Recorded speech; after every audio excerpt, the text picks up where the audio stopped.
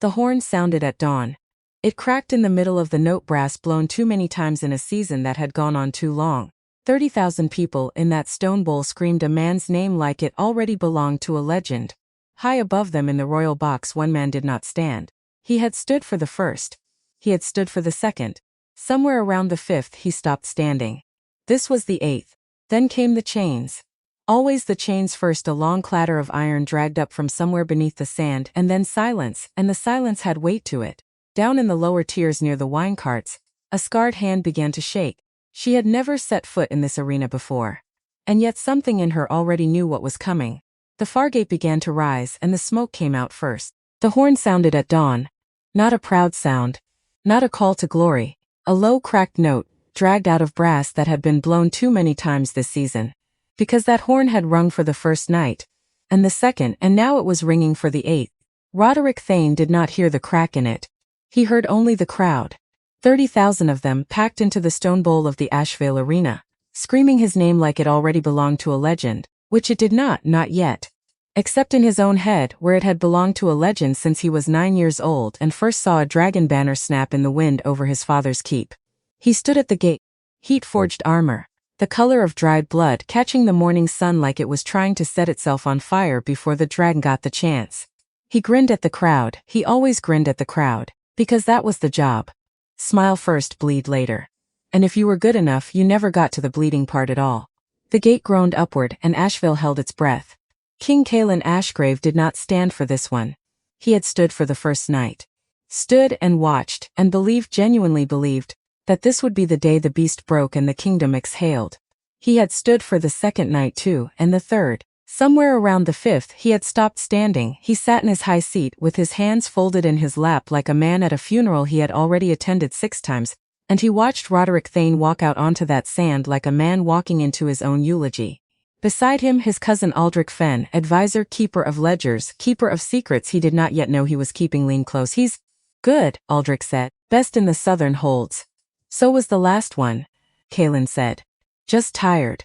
Tired in the specific way a man gets tired when he has watched the same door open 7 times and 7 times something has walked out that should not have. Below them's on the sand Roderick Thane raised his spear to the crowd. They roared. He drank it in like wine. Callan did not roar. Callan watched the far gate, the one that had not opened yet, because that was the gate that mattered. The chains came first. Always the chains first, a sound like the world's largest kitchen full of falling pots. And then silence, and then the gate. And then Nixaroth. Some men in the crowd had seen dragons before. Old soldiers. Border keepers. Men who had watched the wild ones cross the northern peaks at dusk, distant and small and almost beautiful. The way a storm is beautiful from far enough away. Nobody in that arena had ever seen one this close, this awake, furious. She came out of the dark, low and slow, wings folded tight against body built like a landslide given muscle. Scales the color of a starless sky, cracked through with old scars that had healed wrong, healed jagged, healed the way things heal when nobody was gentle, putting them back together. Smoke came off her like breath off a man running in winter. Her eyes molten, gold, too intelligent for what everyone in that stand had decided. She was swept the crowd once, and found nothing there, no fear worth respecting, no threat worth answering. Until they found Roderick Thane. Then they stopped. "Submit," Roderick called out, and his voice cracked on the word just slightly, just enough that only the men closest to the royal box heard it. Not the dragon. She did not submit to voices. Whatever men had once tried to teach her that lesson were long gone from her life now, scattered or dead or simply forgotten the way old wardens are forgotten by the things they once broke. Callan's hands tightened on the arms of his chair. Because he knew what was coming. He always knew what was coming. That was the curse of watching the same tragedy in the same seat. 8 times running, you stopped hoping for a different ending and started just waiting for it. The way you wait for a storm you can already smell on the wind. Roderick threw the chain. It caught her jaw. For one heartbeat, one single suspended heartbeat where 30,000 people forgot to breathe, it looked like it might hold. Then she moved her head. Almost lazily. The way you'd shrug off a fly, the chain snapped like a man snapping a green branch over his knee, and Roderick Thane understood, in the half-second before it happened, exactly how badly he had misjudged his own legend guards. He started. He did not finish the word. Fire does not sound the way people think it sounds. It does not roar. Not at first. At first hisses along. Wet terrible hiss, like the whole world inhaling, and then it becomes light so total that for one heartbeat there is no arena, no crowd, no king, no eighth night. There is only the color orange filling the world from edge to edge. Kalen closed his eyes. He did not need to watch this part. He had watched it 7 times already. And each time some small foolish piece of him had hoped it would look different, and each time it had not. When he opened them again, there was a shape burned into the sand where a man had been standing. Just a shape. Glass, black at the edges, still glowing faintly orange in the center, cooling in real time in front of 30,000 witnesses. Nobody screamed. Then everybody did. Down in the lower tiers, near the wine carts, a scullery maid named Marin Ashcombe dropped a drop of fear. Or not only from fear, from something else. Something that hit her low in the stomach, familiar in a way that made no sense, because she had never been in this arena before today, had never stood this close to a dragon before today, and yet the sound the fire made, that long wet hiss, before the roar went through her like she'd heard it before. Long ago in a place with no arena walls at all. The silver goblets scattered across the stone ringing out, unheard under the screaming. Nobody looked at her. Which was, as it had always been for Marin Ashcombe, exactly the point of her existence in this kingdom. To be the thing nobody looked at while everybody else looked at the horror. She stared instead at the smoke rolling up off the beast's shoulders, at the chains digging into raw meat where the sails had worn thin, and she thought clear as a bell, clear as if someone else had put the thought directly into her skull: that is not rage. That is grief, wearing rage because rage was the only coat left hanging in a very empty closet. She did not know where the thought came from. She would spend a long time, later, trying to understand it. The evacuation took 4 minutes. 4 minutes of trampled robes and screaming nobility and city guard forming a wall between the royal box and the sand. Sears out. Faisalen did not move behind that wall.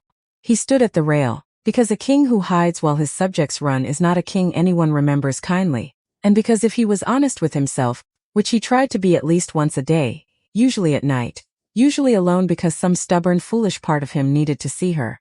Really see her, not the myth. Not the weapon his father had promised his grandfather. Not the symbols stitched into the royal banner that hung over every gate in Ashvale. Her Nixaroth thrashed against the chains that still held, tore a chunk of stone from the arena wall the size of a cart, and screamed a sound that cracked 2 of the great pillars supporting the noble stands. And then for one moment, one single moment, brief as a held breath, her golden eyes swept up, past the fleeing crowd, past the guards, past the smoking glass that had been a man, and found Kalen. He did not look away. He had learned that much at least in 8 executions. Looking away only fed something in her. He held her gaze the way you hold the gaze of a creature that could end you and simply hasn't gotten around to it yet. She held it back. Then the guards dragged him bodily behind the wall, and the moment broke, and somewhere below the world kept burning. That night the castle did not sleep. Castles rarely do, after something like this. Grief and fear make the same amount of noise, and Ashgrave Hall was full of both servants running with water and bandages. Nobody needed any more. Nobles arguing in hushed, furious circles about succession and safety, and whether the crown itself had gone rotten. Guards doubling every watch, though nobody could say what they were watching for. In his private study, high above all of it, King Kalen Ashgrave sat with his back to the fire and did not feel its warmth at all. 34 years old. Old enough to have buried a father. Not old enough some nights to feel like more than a boy wearing his father's crown to a party he hadn't been invited to. The door opened without a knock. Only one man in Ashval had that privilege. "You should eat something," Aldrich Fenn said. "I should do a great many things." Aldrich crossed the room and set a goblet down near Kalen's elbow. Water, not wine. He knew his king well enough to know which one was needed tonight. "Roderick Thane's family will need to be told," Aldrich said. "Before the rumor reaches them first." "I know. And Lord Vale has already sent a letter." Kalen's jaw tightened. Just slightly. Just enough that a man who had known him since childhood would notice, and a stranger would. "Read it," he said. Aldrich hesitated, just long enough to matter. "My king, read it, Aldrich." So Aldrich read it. And it was exactly what Kalen expected it to be, dressed in exactly the language he expected it in: concern, dear concern. For the stability of the realm, for the safety of the people, for the reputation of a crown that could not, after 8 attempts and 8 deaths, control the beast that was meant to be its greatest symbol of strength. Concern that perhaps the line of Ashgrave had at last produced a king unequal to his inheritance. Kalen listened to the whole thing without moving. When it was done, he said only, "Caspian Vale has never once, in 15 years, expressed for anything that didn't end with more land under his own banner." "No," Aldrich agreed, "he hasn't." So what does he actually want? Aldrich folded the letter carefully. The council convenes in 3 days. If there is a 9th attempt and it fails the same way, it will fail the same way. They always fail the same way. Then Vale intends to move for a vote of no confidence. He has the votes, Kaelin, not all of them, but enough to make it close. And close. In front of the whole council, in front of every border lord who's ever wondered if Ashvale's crown sits listless loose on your head. Close as a knife with the blade already half in. Kaelin said quietly. I know how this works, Aldrich. I've watched you play this game for me since I was 17. Aldrich said nothing. There was nothing kind to say. Outside, far below, muffled by stone and distance, something enormous shifted its weight and let out a low grieving sound that traveled up through the foundations of the whole castle like a second heartbeat. Kaelin closed his eyes. Do we know who's next? He asked. Which fool has agreed to be knight number 9? Nobody yet, Aldrich said. Give it a week. Pride runs deeper than fear in this kingdom. Someone always volunteers. That's not comfort. It wasn't meant to be. 3 floors below the royal study, in a kitchen that had not stopped moving since before dawn, Marin Ashcombe scrubbed a floor that did not need scrubbing. Because it was easier than standing still. Standing still meant thinking. And thinking tons in that shape of built glass on the sand again, over and over, behind her eyelids every time she blinked. You're doing that wrong, said voice of her. Marin looked up. Thessaly Bramwell stood over her with a rag in one hand and something that wasn't quite pity in her face, something more practical than pity. Thessalas had survived 9 years in this kitchen by being practical about everything, including who deserved sympathy, and who could not currently afford the time to receive it. Doing what wrong, Marin said. Scrubbing a floor that's already clean. Voss will notice. Voss notices everything that isn't necessary, because everything that isn't necessary is to her an excuse. Massen's back on her heels. Her hands scarred, the burns running from her wrist up past her elbow, old wounds gone silver pink and shiny in the low kitchen light, trembled slightly. Not from the scrubbing. I saw a man die today, Marin said. Everyone in that arena saw a man die today. I felt it. Before it happened. I don't. She stopped, started again. There was a sound before the fire and I knew what it was before I knew what it was, if that makes any sense at all. Thessaly crouched down beside her. Lowered her voice. Because in this kitchen, under this head maid, lowering your voice was simply how conversations that mattered were conducted. It doesn't make sense, Thessaly said. But I believe you felt it anyway. Do you think I'm cursed? Marin asked. Not dramatically. Just tired. Just genuinely asking. The way you ask a question you've been asking yourself quietly for years and have never once gotten a satisfying answer to. Thessaly considered this with more seriousness than Marin expected. I think, she said slowly, that fire took something from you once, and left something else behind in its place. I don't know what to call that. Cursed is one word for it. There might be better ones. From across the kitchen, sharp as a slap, Ashcombe. Both of them flinched. Habit. Years of habit for Marin, fewer for Thessaly. But the reflex spread through this kitchen like damp through stone. Marguerite Voss crossed the kitchen the way a storm crosses open water, visible from a distance, and by the time you understood its size, it was already on top of you. Gray hair pulled back so tight it seemed to stretch the skin of her face into a permanent expression of contempt, a ring of keys at her hip that jangled with every furious step, like a warning bell nobody in this castle had ever learned to heed in time. There is soot on the grand hall floor, Voss said. From a fire that did not happen inside this cat, and yet somehow it has found its way onto my clean stone, which tells me somebody dragged it in on the hem of a dress that had no business being anywhere near that arena in the first place. I was serving wine, madam. As you ordered. I did not order you to gawk. I dropped the tray. I did not gawk. The slap came fast. It always came fast with Voss. No wind-up, no warning, just the sudden crack of a palm against a cheek that Tim's before to be shocked by it anymore, only tired by it. Marin did not cry out. She had learned a long time ago that crying out only fed something in Voss the same way fear fed something in the dragon. Some people needed to see the wound to believe they'd made it. Marin had decided long since that she would rather deny Voss that particular pleasure than protect her own pride. You will scrub every stone in the grand hall before you sleep, Voss said. And then you will scrub the servants' stair. And then, because apparently a girl covered in dragon scars cannot keep herself from gawking at dragons, you will go down to the lower pens and clean the feeding troughs, since none of the dragon handlers will go near them tonight. They're afraid, Ashcombe. Grown men afraid. I doubt you'll manage where they wouldn't. Thessaly's head came up sharply. Madam, the lower pens tonight, after what happened in the arena. Did I ask you, Bramwell? No, madam. Then keep your mouth shut and your hands busy, or you can join her. The kitchen went quiet. Not silent, pots still boiled, fire still crackled, but quiet in the way rooms go quiet when everyone in them has decided, individually and without discussion, that survival tonight means being very, very small. Voss shoved a heavy wooden bucket into Marin's chest. Offal and water sloshed over the rim, soaking into the front of her already ruined dress. Go, Voss said. Before I decide the dungeon is more suitable for you than the pens. Marin rose. Did not look at Vatasbus, cause looking at Voss was its own kind of surrender. A way of asking permission for a beating that hadn't been offered yet. She looked instead at the door that led down. Down past the kitchens, down past the wine cellars, down into the old stone throat of the castle where something enormous and grieving and furious was currently recovering from the worst day of what had probably already been a very long, very bad life. Go, Voss said again. Some staircases are just staircases. Stone worn smooth by centuries of feet, torches guttering in iron brackets, the ordinary architecture of an ordinary castle. This was not that kind of staircase. Marin felt the change on the 4th step down. The air went from cool to warm. By the 10th step, warm had become hot, not fire hot, not close to flame hot, but a thick, wet, sulfurous heat that clung to the back of her throat and made her chest feel tight in a way that had nothing to do with fear, and everything to do with some deep animal part of her recognizing danger before her mind caught up. By the 20th step, the torches had stopped being necessary. A faint red glow rose from somewhere below, pulsing faint, like a heartbeat seen through skin. She should have turned around. Any sensible woman would have turned around, gone back up, taken the dungeon over this, taken a beating over this, except she didn't. Because something in that low red glow felt less like danger, and more like an invitation.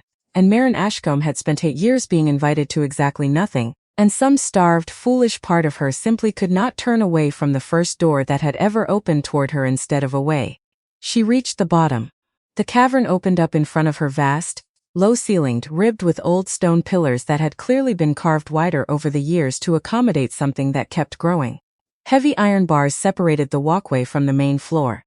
Beyond them, darkness and the pulsing red glow, and silence so heavy it had weight. Marin set the bucket down. Hello, she said. It was a foolish thing to say to a dragon. She knew that even as the word left her mouth, but the silence had felt like it was waiting for something, demanding something, and a foolish word felt better than none at all. The growl that answered came up, through the floor before it reached her ears. A low bone-deep vibration that traveled through the stone into the soles of her feet, up through her legs into her chest where it settled next to her own frightened heartbeat and strangely, did not clash with, matched it, almost two frightened things recognizing each other in the dark.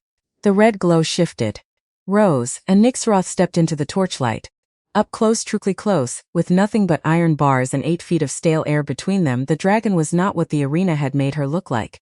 The arena had made her a weapon, a monster, a headline. Here in the low red dark she looked like something else entirely. She looked exhausted. Scales chipped and cracked in a dozen places, oozing thin trails of glowing sap where the wounds hadn't closed. The iron collar had rubbed a raw weeping ring around her throat, the metal gone dark with old blood. One wing hung slightly wrong, favored the membrane torn along one edge and healed crooked, the way bones heal wrong when nobody sets them. She lowered her head level with Marin's, until those molten gold eyes filled almost the whole of Marin's vision. And Marin, for reasons she could not have explained to anyone, felt no fear at all in that moment. Only recognition. The dragon's nostrils flared.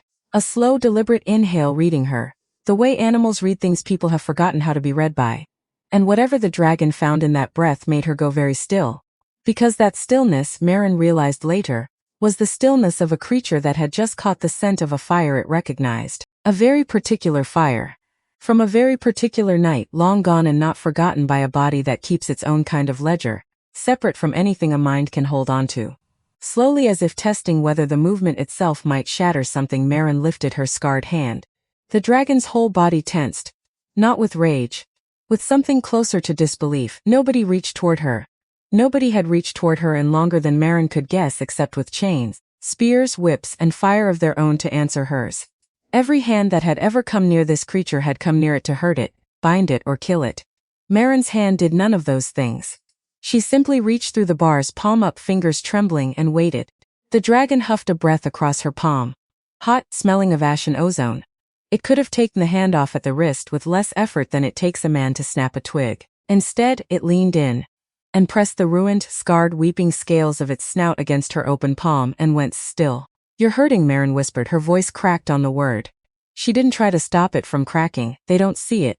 They only see. She had to stop. Start again, they only see the fire. Nobody ever asks what's under it. The dragon's eyes closed. A long, shuddering breath left its massive frame, and something in the sound of it, something low and broken, and startlingly gentle, cracked open a door in Marin's chest that had been welded shut since she was 6 years old. Standing in the smoking ruin of a village that no longer existed, holding her mother's hand for the last time, she did not know in that moment that the dragon in front of her was the same fire that had taken that village from her. She knew only that something in her, some old buried, silenced part of herself, recognized something in the creature bleeding in front of her. Recognized it the way you recognize a stranger's face and cannot say why. Only that some deep unspoken part of you insists you have met before. I don't know your name, Marin said softly. I don't think anyone's asked you what it is in a very long time. The dragon made a sound, low rumbling, almost a purr, if a mountain could purr, and pressed harder into her palm. Marin stayed there a long time. Long enough that the ache in her knees became a distant thing, unimportant background noise beneath the strange, terrible peace of the cavern. Long enough that somewhere above her, unnoticed, a shadow paused at the top of the staircase, and did not move for several minutes, watching something it did not yet have words for. King Kaelin Ashgrave had not meant to come down here. He had meant to walk the battlements, clear his head, let the cold night air do what wine and Aldrich's careful counsel could not. But his feet had carried him instead towards the servants, and down and further down, drawn by something he could not name, perhaps simple grief, perhaps the same restless guilt that had kept him from sleeping through 7 executions, and would surely keep him from sleeping through this 8th one too. He had expected to find the pens empty. Nobody sane went near the beast tonight. He had not expected to find a scullery maid, kneeling at the bars with her scarred hand pressed to the snout of the most dangerous creature in the kingdom. And the creature that had turned a decorated knight into a shape of black glass that very morning, leaning into her touch like a wounded animal finally allowed to rest. Kaelin stood frozen at the top of the stair. He did not breathe. He did not think he could have, even if he'd tried. Because everything he understood about power, everything his father had taught him, everything the old books in the royal library insisted, everything 8 dead knights had failed to prove otherwise told him this should not be possible. You did not calm a dragon with an open hand and a whispered apology. You calmed it with chains, with dominance, with the particular cold authority his father had spent a lifetime teaching him to project, and that Kaelin, if he was honest with himself in the dark of his own mind, had never quite managed to fully inherit. And yet, there she was, this ordinary girl at a ruined servant's dress, doing with nothing but her open hand what an entire arsenal of royal steel and royal will had failed to do 8 separate times. His boots scraped against loose stone. Small sound. It was enough. Nixaroth's eyes snapped open. The stillness broke like glass. In one violent motion the dragon reared back from the bars, wings snapping half open in the confined space, sending a spist of hot ash-scented air rolling up the staircase hard enough to make Kaelin's cloak snap against his legs. A roar tore out of her, not the deep, deliberate warning growl from before, but a raw, panicked scream. The sound something that had for one fragile moment forgotten to be afraid, and had just been violently reminded why it always should be. Marin gasped, snatching her hand back, stumbling away from the bars as the dragon thrashed, claws raking sparks off the stone floor, chains groaning against their anchor points. She spun toward the staircase, toward the sound, toward the intrusion, and dropped to her knees, the moment the torchlight caught the face above her. My king. The words came out as barely more than breath. Kaelin descended the last few steps slowly. Every part of him aware of the dragon, still pacing, still agitated, smoke curling from her nostrils, golden eyes tracking his every movement with a awareness that has not existed a minute ago and existed entirely now, freshly because of him. "Get up," he said. His voice came out rougher than he intended. "What is your name?" "Marin, your grace." "Marin Ashcombe. How did you do that?" She looked for a moment, genuinely confused by the question, as if she herself did not fully understand the answer, and had not thought to ask it of herself until this exact moment, kneeling on cold stone with a king standing over her and a dragon pacing behind bars a few feet away. "I didn't do anything, my king," she said. "She doesn't speak. I only listened." Listened to what? She doesn't speak. Slowly, as she found something true to say and clung to it. "But she's not mad, your grace," Feynman stas. "She's not. She's grieving. There's a difference if you know what to listen for." Kaelin stared past her, at the dragon still seeing the width of her cell, wings tucked tight, eyes flicking between the girl and the king with an expression that if you allowed yourself for one unguarded moment To read something so vast and alien as capable of expression at all looked almost like betrayal. She had trusted the girl, and the girl's proximity to him had cost her that fragile trust in an instant. No, Magus said, quieter, half to herself. You cannot command a creature that has lost everything, your grace. You can only. She stopped, swallowed, found the rest of the sentence somewhere in the ache still sitting behind her ribs. You can only mourn with it. The words landed on Kaelin like a physical blow. Because for 8 executions for months before that, he and every advisor and every knight in his service had approached this problem exactly backward. They had tried to force submission onto a creature that had already had everything taken from it by force once before. And every time the creature had answered force with fire, because fire was the only language anyone had ever bothered to teach it. This girl, this sculpsory maid nobody in this entire castle had likely spoken a kind word to in years, had walked down here with nothing but an open hand, and had come closer to peace with Nixaroth in 10 minutes than the Crown of Ashvale had managed in 3 months of trying. 3 months. That number sat oddly in his mind even as it landed. Because the dragon had not always been chained beneath his castle. She had been captured young decades ago, dragged from the northern crags before Kaelin himself had been more than a boy, and had lived wild in the borderlands since, glimpsed occasionally by shepherds and soldiers, a rumor more than a threat, until 3 months passed, when hunters loyal to the crown had finally cornered a wounded, aging beast too slow from an old injury to outrun them anymore, and dragged her back into captivity a second time. 20 years since the first fire. 3 months since the second chain. Before he could ask anything further, before he could even begin to untangle what this meant, for the crown, for the council vote in 3 days, for the 8 dead men whose deaths might impossibly not have been as inevitable as everyone had assumed, the heavy iron door at the top of the stairs slammed open. Boots. Many of them. Descending fast. Lord Caspian Vale's voice arrived a half-second before the man himself, smooth and amused in the particular way that always made Kaelin's jaw tighten before he'd even seen the face attached to it. Inspecting the beast personally, my king. How admirably hands-on.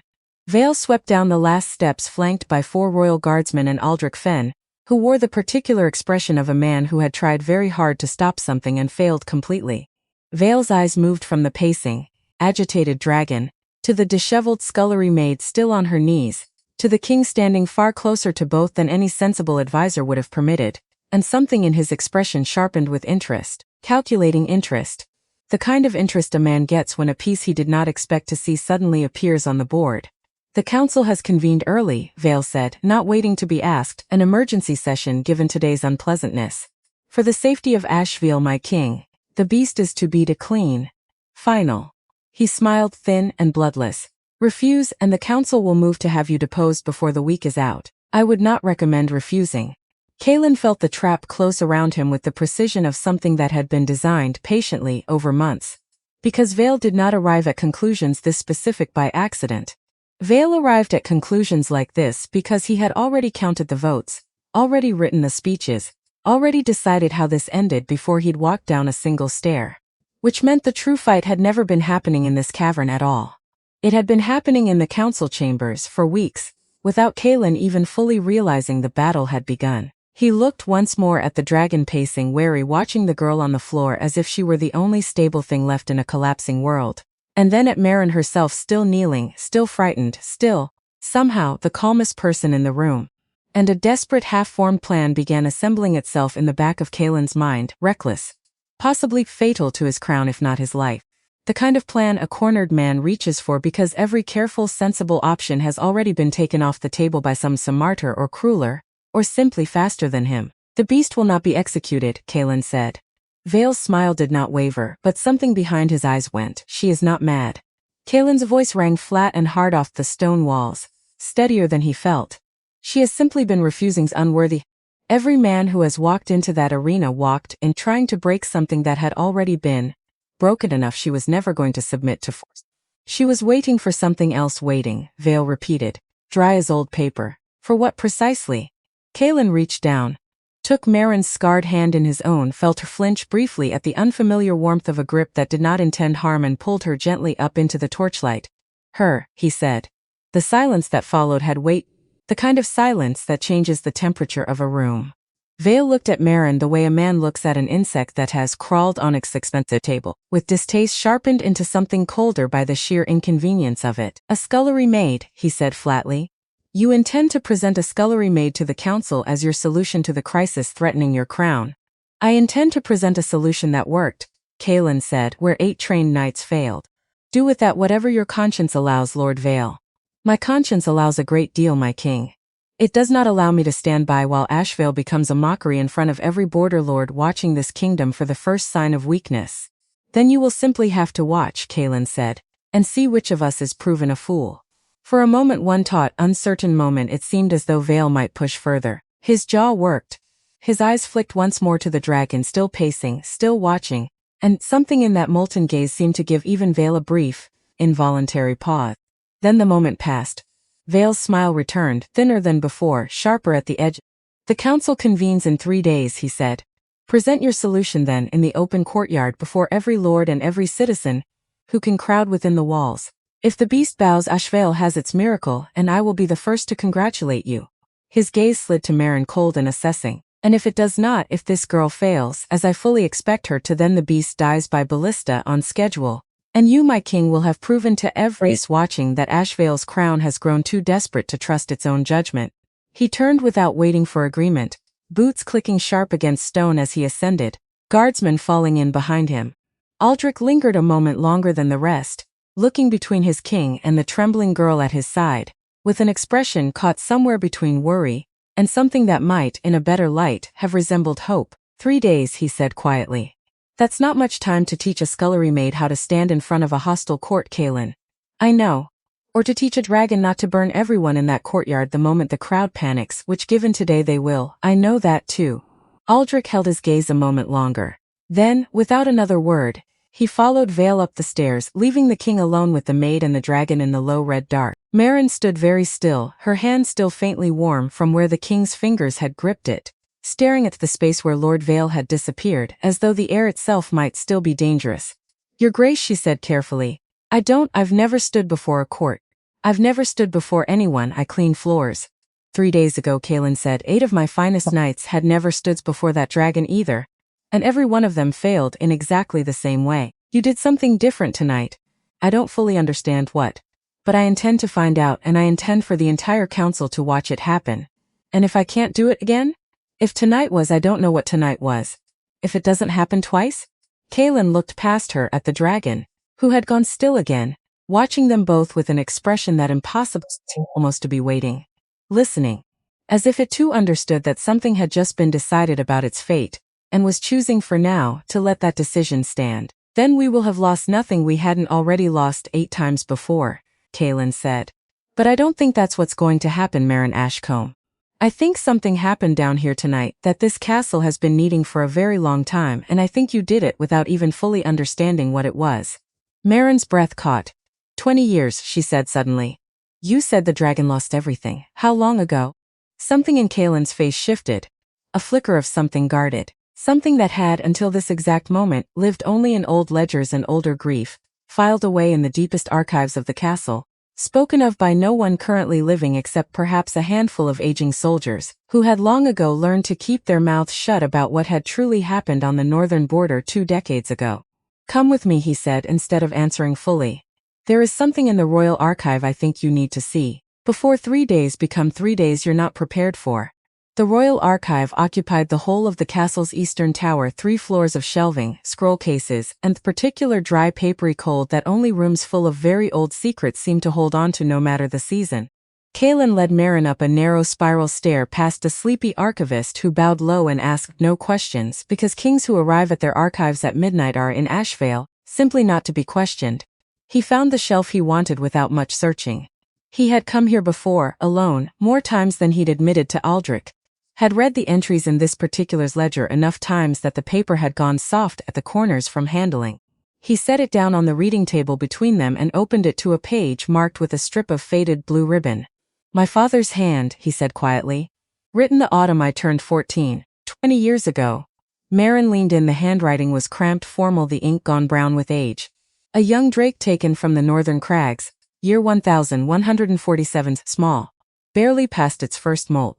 Resisted capture with unexpected ferocity. 3 handlers injured, 1 seriously. Village of Hallowmere, at the base of the crags, burned in the course of the operation. Regrettable, but unavoidable, given the creature's defensive response approach. Villagers relocated. Compensation issued to surviving families. Marin's hand went very still on the edge of the table. Hallowmere, she said. The word came out strange in her own mouth, like a language she hadn't spoken in years and had almost forgotten the shape of. You know it, Kaelin said. It wasn't quite a question, I was born there. Her voice had gone thin, distant the way a voice goes when the mind attached to it has traveled somewhere else entirely. My father was the village smith. I was 6. There was a fire. I remember the sound before the fire. A hiss. Like the whole sky inhaling. She looked up at him. And for the first time since he'd found her kneeling in that cavern, Kaelin saw something in her face that wasn't fear, or deference, or exhaustion. It was recognition. Terrible, precise recognition, clicking into place like the final piece of a puzzle she hadn't known she'd been assembling her whole life. That's her, Marin whispered, the Drake in this ledger. That's Nixaroth. My village burned so your father could drag her out of the mountains as a boy would drag home a hunting trophy. She steadied herself. But she's here now, chained beneath your castle. If she was taken 20 years ago, why has she only been fighting these arena trials these last 3 months? Because she was never kept here, Kaelin said quietly. Not for 20 years straight. My father's men lost her within a season of fear taking her. She was young, half-grown, and she slipped her handler somewhere in the western passes and vanished into the wild borderlands. For 20 years she was a rumor. A shepherd's story. Something glimpsed at a distance and never caught again. 3 months ago, hunters found her wounded. An old injury, slow to heal, had finally caught up with her and dragged her back. That is the whole of what I know. 20 years free, however hard that freedom was. 3 months chained a second time. Marin absorbed this slowly, the shape of the whole tragedy rearranging itself in her mind. Not one long unbroken captivity, but a wound reopened twice decades apart, on the same scarred creature. Then she's had 2 lives taken from her, Marin said. Not one. It would seem so, Kaelin said. I did not know until tonight how much weight that number carried. I have read this ledger a dozen times since I found it, and every time I have told myself the same thing. That it was my father, not mine. That I bear no debt for a fire I did not light. He closed the ledger slowly. I no longer believe that, he said. I think a crown carries every fire it was ever built on top of, whether the man wearing it lit the match or not. I think that is precisely why nothing father's methods taught me has worked on that creature downstairs. And I think he looked at her, at the scars running up her arm, silver pink in the archive's low candlelight, and felt something settle in his chest that was equal parts guilt and resolve. I think you are the only person in this entire kingdom with a right to decide what happens to her next. Not the council, not Lord Vale, not even me. Marin stared at him for a long silent moment. Then why, she said finally, voice trembling but steady beneath the tremble. Are you the one who gets to decide whether I stand in front of that court in 3 days? It was, Caitlin realized, an entirely fair question. And he did not have a comfortable answer to it. I'm not, he said slowly, I'm asking. That's all this is. I can't order you to walk into that courtyard, Marin Ashcombe. Not after what your family lost to make that dragon's chains possible in the first place. If you refuse, I will find another way to face the council, and whatever comes of that will come of that. And if I say yes, then you will be doing something no one in this castle has managed in 3 months. And you will be doing it for a creature that has more reason to trust you than anyone else alive. Including me.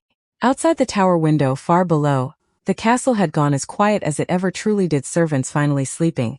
Guards finally settled into the long uneventful stretch of the last watch before dawn. Somewhere beneath all of it, in the low red dark of the pens, something enormous and grieving had, for the first time since her second capture, been touched by a hand that did not intend it harm.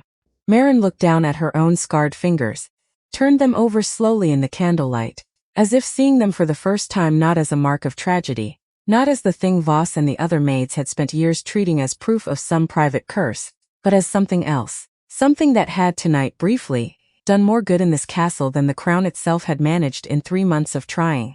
I'll need to see her again, Marin said finally. Before the 3 days are up. I don't know what I did down there tonight. Not really. But I know it wasn't a trick, and it wasn't luck. And I think if I'm going to stand in front of a courtyard full of people who've already decided I'm going to fail, I'd rather understand what I'm doing before I do it in front of all of them. Something in Kaylin's chest eased very slightly, for the first time since the horn had sounded that morning. Then we start tomorrow, he said quietly. Before Vale has any reason to think we're doing anything but waiting for the inevitable. Mare nodded. Then, after a pause, added quiet, almost to herself, and the ledger. The one about Hallowmere. I want to keep reading it. All of it. If my village is in there, I want to know everything it says, every name, every family. I've spent years not knowing what happened to any of them after that night. Kaelin slid the heavy volume across the table toward her without hesitation. It's yours, he said. For as long as you need it. Neither of them noticed, in that quiet hour before dawn, the faint scrape of a boot against the stair below the archive door, soft, deliberate, retreating quickly and silently back down into the dark once its owner had heard enough. Lord Caspian Vale did not need to hear every word. He had heard enough to understand that the king intended to bring a Hallowmere survivor before the entire council in 3 days' time, armed with nothing but an open hand and a dead father's guilty ledger. He smiled to himself in the dark, and began quietly to plan. Because a girl with a grudge against the crown, he thought, standing at the center of a courtyard the moment everything went wrong, that was not a threat to be feared. That was an opportunity.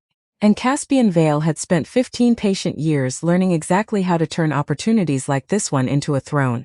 Dawn found the castle exactly as it always did, indifferent to the night's revelations, the ordinary business of torches guttering out and kitchens firing back to life continuing on as though nothing at all had shifted in the dark hours between. But something had shifted, quietly, carefully. In a cold stone archive tower and in a cavern lit by nothing but a low red glow. And in the calculating mind of a man now 3 steps ahead of a plan he had not fully understood he'd need until the moment he'd overheard it forming. 3 days. 3 days until a scullery maid with a burned village in her past and a king with a burned conscience of his own would stand together in an open courtyard in front of a kingdom that had already decided, 8 times over, exactly how this story was supposed to end. And 3 days until Ashvale would learn, one way or another, whether a crown built on old fire could ever truly be rebuilt on anything gentler. Below the castle, in the dark, Nixaroth lifted her head toward the thin gray light beginning to filter down through the grate far above her cell, the first light she had turned toward, rather than away from, since the second chain had closed around her throat. Somewhere beneath the ash and the chains and 20 years of a grief that had briefly known freedom before losing it all over again. Something that had once been simply a frightened young drake pulled from a burning mountain village stirred faintly, towards something that felt for the first time in a very long time almost like hope. It would not stay simple, hope rarely does in a kingdom built on old fire. But for one quiet dawn it was enough. 2 hours before dawn, while Kaelin sat alone in the archive with the ledger still open beneath his hands, a royal armorer named Halric Grey had been quietly summoned from his bed to examine the wreckage of Roderick Thane's gear. He did not want the job, nobody wanted the job. Sorting through the melted, ash-blackened remains of a dead knight's equipment was not the kind of task a man volunteered for, and Halric had only agreed because refusing a summons from the crown at this particular moment in Ashvale's history felt like exactly the wrong kind of statement to make. He laid the pieces out on a long table in the armory. Most of it was ruined beyond use, the breastplate warped, the helm fused half shut, the boots reduced to blackened leather curling at the edges like burnt parchment, but the chain. The great binding chain, the one every knight carried into that arena, forged thick as a man's wrist and bent to hold a struggling drake long enough for the rider to close the distance, that chain had not melted. It had snapped. Halric turned the broken link over in his hands under lamplight, frowning. Dragon-forged chain did not simply snap. He had made a dozen of them himself, tested each one against a hitching post with a team of horses straining at the other end, and none had ever failed like this, not clean through the middle of a link, not with the kind of smooth, almost surgical break he was looking at now. He fetched a glass, held the broken edge up to the lamp, and went very still. Jacobratko's by strands by the sheer honest force of a dragon's iron left a jagged, torn edge. This edge was not jagged, half of it in fact was smooth, too smooth. Kind of smooth it that came from a file, worked carefully and patiently into the metal, long before the chain had ever left the armory, disguised well enough to pass a rushed inspection, but not well enough to survive a careful one. Someone had weakened this chain on purpose. Halric sat down heavily on his workbench stool, the broken links still in his hand, and thought very seriously about pretending he had found nothing at all. He was still thinking about it when Aldrich Fenn found him an hour later. "You're certain?" Aldrich said, turning the link over in his own hands, holding it up to the window as the first gray light of morning crept across the armory floor. "I've forged 40 of these in my lifetime," Halric said. "I know what an honest break looks like. This isn't one." "Who had access to the chain before the arena?" Everyone and no one, my lord. It sat in the arena's readiness stores for 3 days before Sir Thane wore it. Guards, stablehands, the arena masters, half the serving staff carrying supplies through that corridor. Any one of a dozen people could have slipped in with a file in 10 quiet minutes. Aldrich's face had gone carefully blank in the way it always did, when he was thinking faster than his expression let on. You will say nothing of this, he said, not to the guards, not to the other armorers, not to anyone, until the king himself has seen it. And if someone asks why I'm not repairing the readiness stores today, tell them the king wants a full inventory before the next attempt. It isn't even a lie. Halric nodded slowly, wrapping the broken link in a strip of cloth, with the careful reverence of a man handling evidence of a murder which in every way that mattered it was. Kaelin received the news standing at the window of his study, the ledger from the archive still tucked beneath his arm, dark circles carved deep beneath his eyes from a night that had offered him no sleep at all. He turned the wrapped chain link over once in his palm. Twice. Set it down on the desk between himself and Aldrich with the deliberate care of a man who understood, instinctively, that some objects are heavier than their weight. 7 nights, he said quietly. 7. Before Thane. All of them failed against her.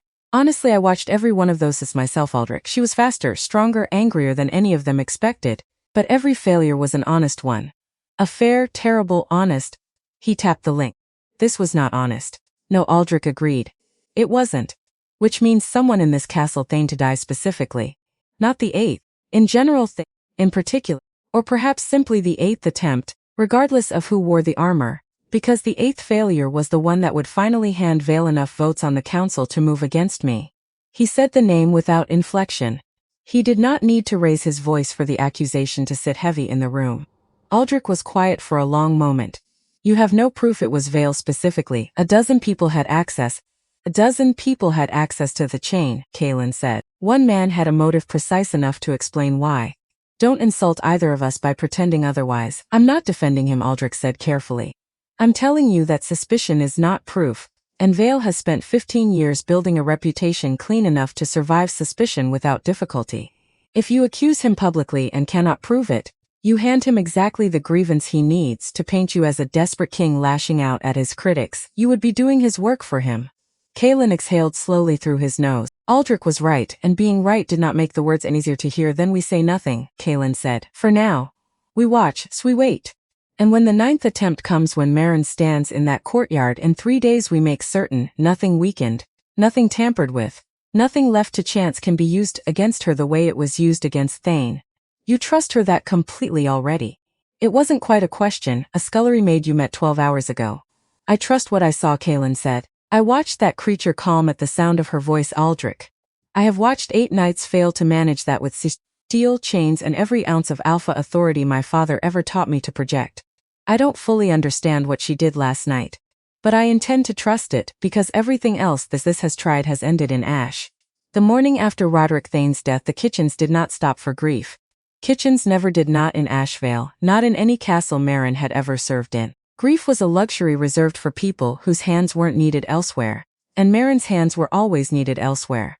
She moved through her chores in a fog, half present, her mind still down in that cavern, still turning over the strange new warmth that had settled somewhere behind her ribs and refused.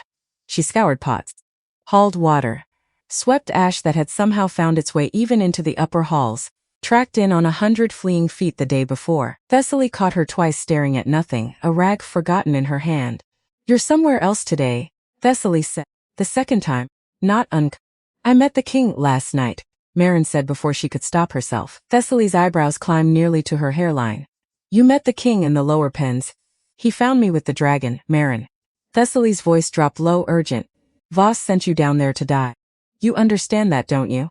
Nobody expected you to walk back up those stairs. And now you're telling me the king himself found you standing at the bars talking to it. Not talking to it? Touching it.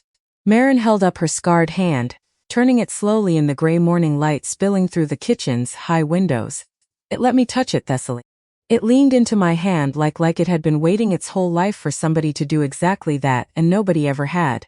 Thessaly stared at her for a long moment, something complicated moving behind her eyes, disbelief, and something that might have been the first stirrings of fear on Meryn's behalf, and beneath both of those, unmistakably, a flicker of something that looked almost like hope. What did he want? Thessaly asked finally. The king. Why would he seek you out afterward instead of simply leaving you to your punishment? He wants me to stand before the council, Marin said. In the courtyard, in front of the whole kingdom. The color drained slowly from Thessaly's face. Mari, know how it sounds, do you? Because it sounds like he intends to use you as his last desperate wager against Lord Vale. And if that wager fails, if that creature so much as flinches wrong in front of 30,000 people, you will be the one standing closest to the fire when it happens. Not the king, you. Marin said nothing for a moment, because there was nothing to say that would make the truth of it any less true. I know, she said again, quieter this time, but Thessaly, I've spent years in this kitchen being nothing. Being the girl with the ruined arm, the girl nobody looks at twice except to find fault. Last night, for the first since before the fire that did this to me, she touched her own scarred forearm, lightly, almost reverently. I felt like I mattered, not because of what I could scrub clean, because of who I was. Thessaly was quiet for a long moment, Sessionfriend's face with the particular careful attention of someone deciding whether to argue further or simply stand beside a choice already made. Then I hope, she said finally, that whoever mattering to feels like, it's worth what it's about to cost you. Voss found out by mid-morning. The way Voss found out about everything eventually through the particular network of whispers that ran beneath every castle like an underground river, invisible until it surfaced exactly where you least wanted it to. She summoned Marin to the linen room with a single sharp word, and shut the door behind them both with a deliberateness that the small hairs on the back of Marin's neck rise. The king spoke to you, Voss said. Not a question. Yes, madam. And now you fancy yourself something more than a scullery girl. Is that the shape of it? I don't fancy myself anything, madam. You survived a night in the pens that was meant to break you or kill you, and instead you've come back up smelling of royal favor, and you expect me to believe you had no hand in engineering that outcome. Voss's eyes narrowed, sharp and glittering with something that was not quite jealousy and not quite suspicion, but sat somewhere uncomfortably between the two. All these years, Ashcombe, I have watched you scrub these floors without complaint, without ambition, without so much as lifting your eyes to meet mine. And in a single night you've managed to catch the eye of a king who couldn't be bothered to learn the names of half his own kitchen staff. I didn't seek it out, madam. No, Voss said, quiet and cold. I don't imagine you did. That's rather the trouble with girls like you, isn't it? Things simply happen to you, again and again, and somehow you always land standing while everyone around you burns. There was something underneath the cruelty of that sentence, something old, something personal, something that had nothing to do with Marin at all, and everything to do with whatever bitterness Voss had been carrying, long before Marin had ever entered her kitchen. Marin did not understand it. She was not sure in that moment that she wanted to. You will present yourself before the council in 3 days, Voss said, straightening, smoothing the front of her apron with brisk, businesslike hands, as though the conversation had never carried the weight it plainly had. And whatever happens in that courtyard, Ashcombe, you will still belong to this kitchen the morning after. Kings forget scullery maids quickly, once the spectacle has passed. Do not let whatever kindness he's shown you tonight convince you otherwise. She left without waiting for a reply. Marin stood alone in the linen room for a long moment afterward, breathing slowly, trying to decide whether Voss's warning had been cruelty, or the closest thing to concern the woman was capable of offering. She decided eventually that it did not matter which. Either way, the words had landed, and either way, she intended to prove them wrong. That afternoon, Kaelin convened a small council of his own, not the full lords of Ashvale, but a quieter gathering. 3 trusted advisors and Aldrich seated around the long table in his private study, rather than the grand chamber where Vale held court over every formal session. 3 days, said Lady Corwenna Blackmere, eldest of the trusted 3, a border lord's widow whose loyalty to the Ashgrave line ran back 2 generations and had never once wavered. 3 days is not enough time to prepare a scullery maid for what Vale intends to throw at her. It is what we have, Kaelin said.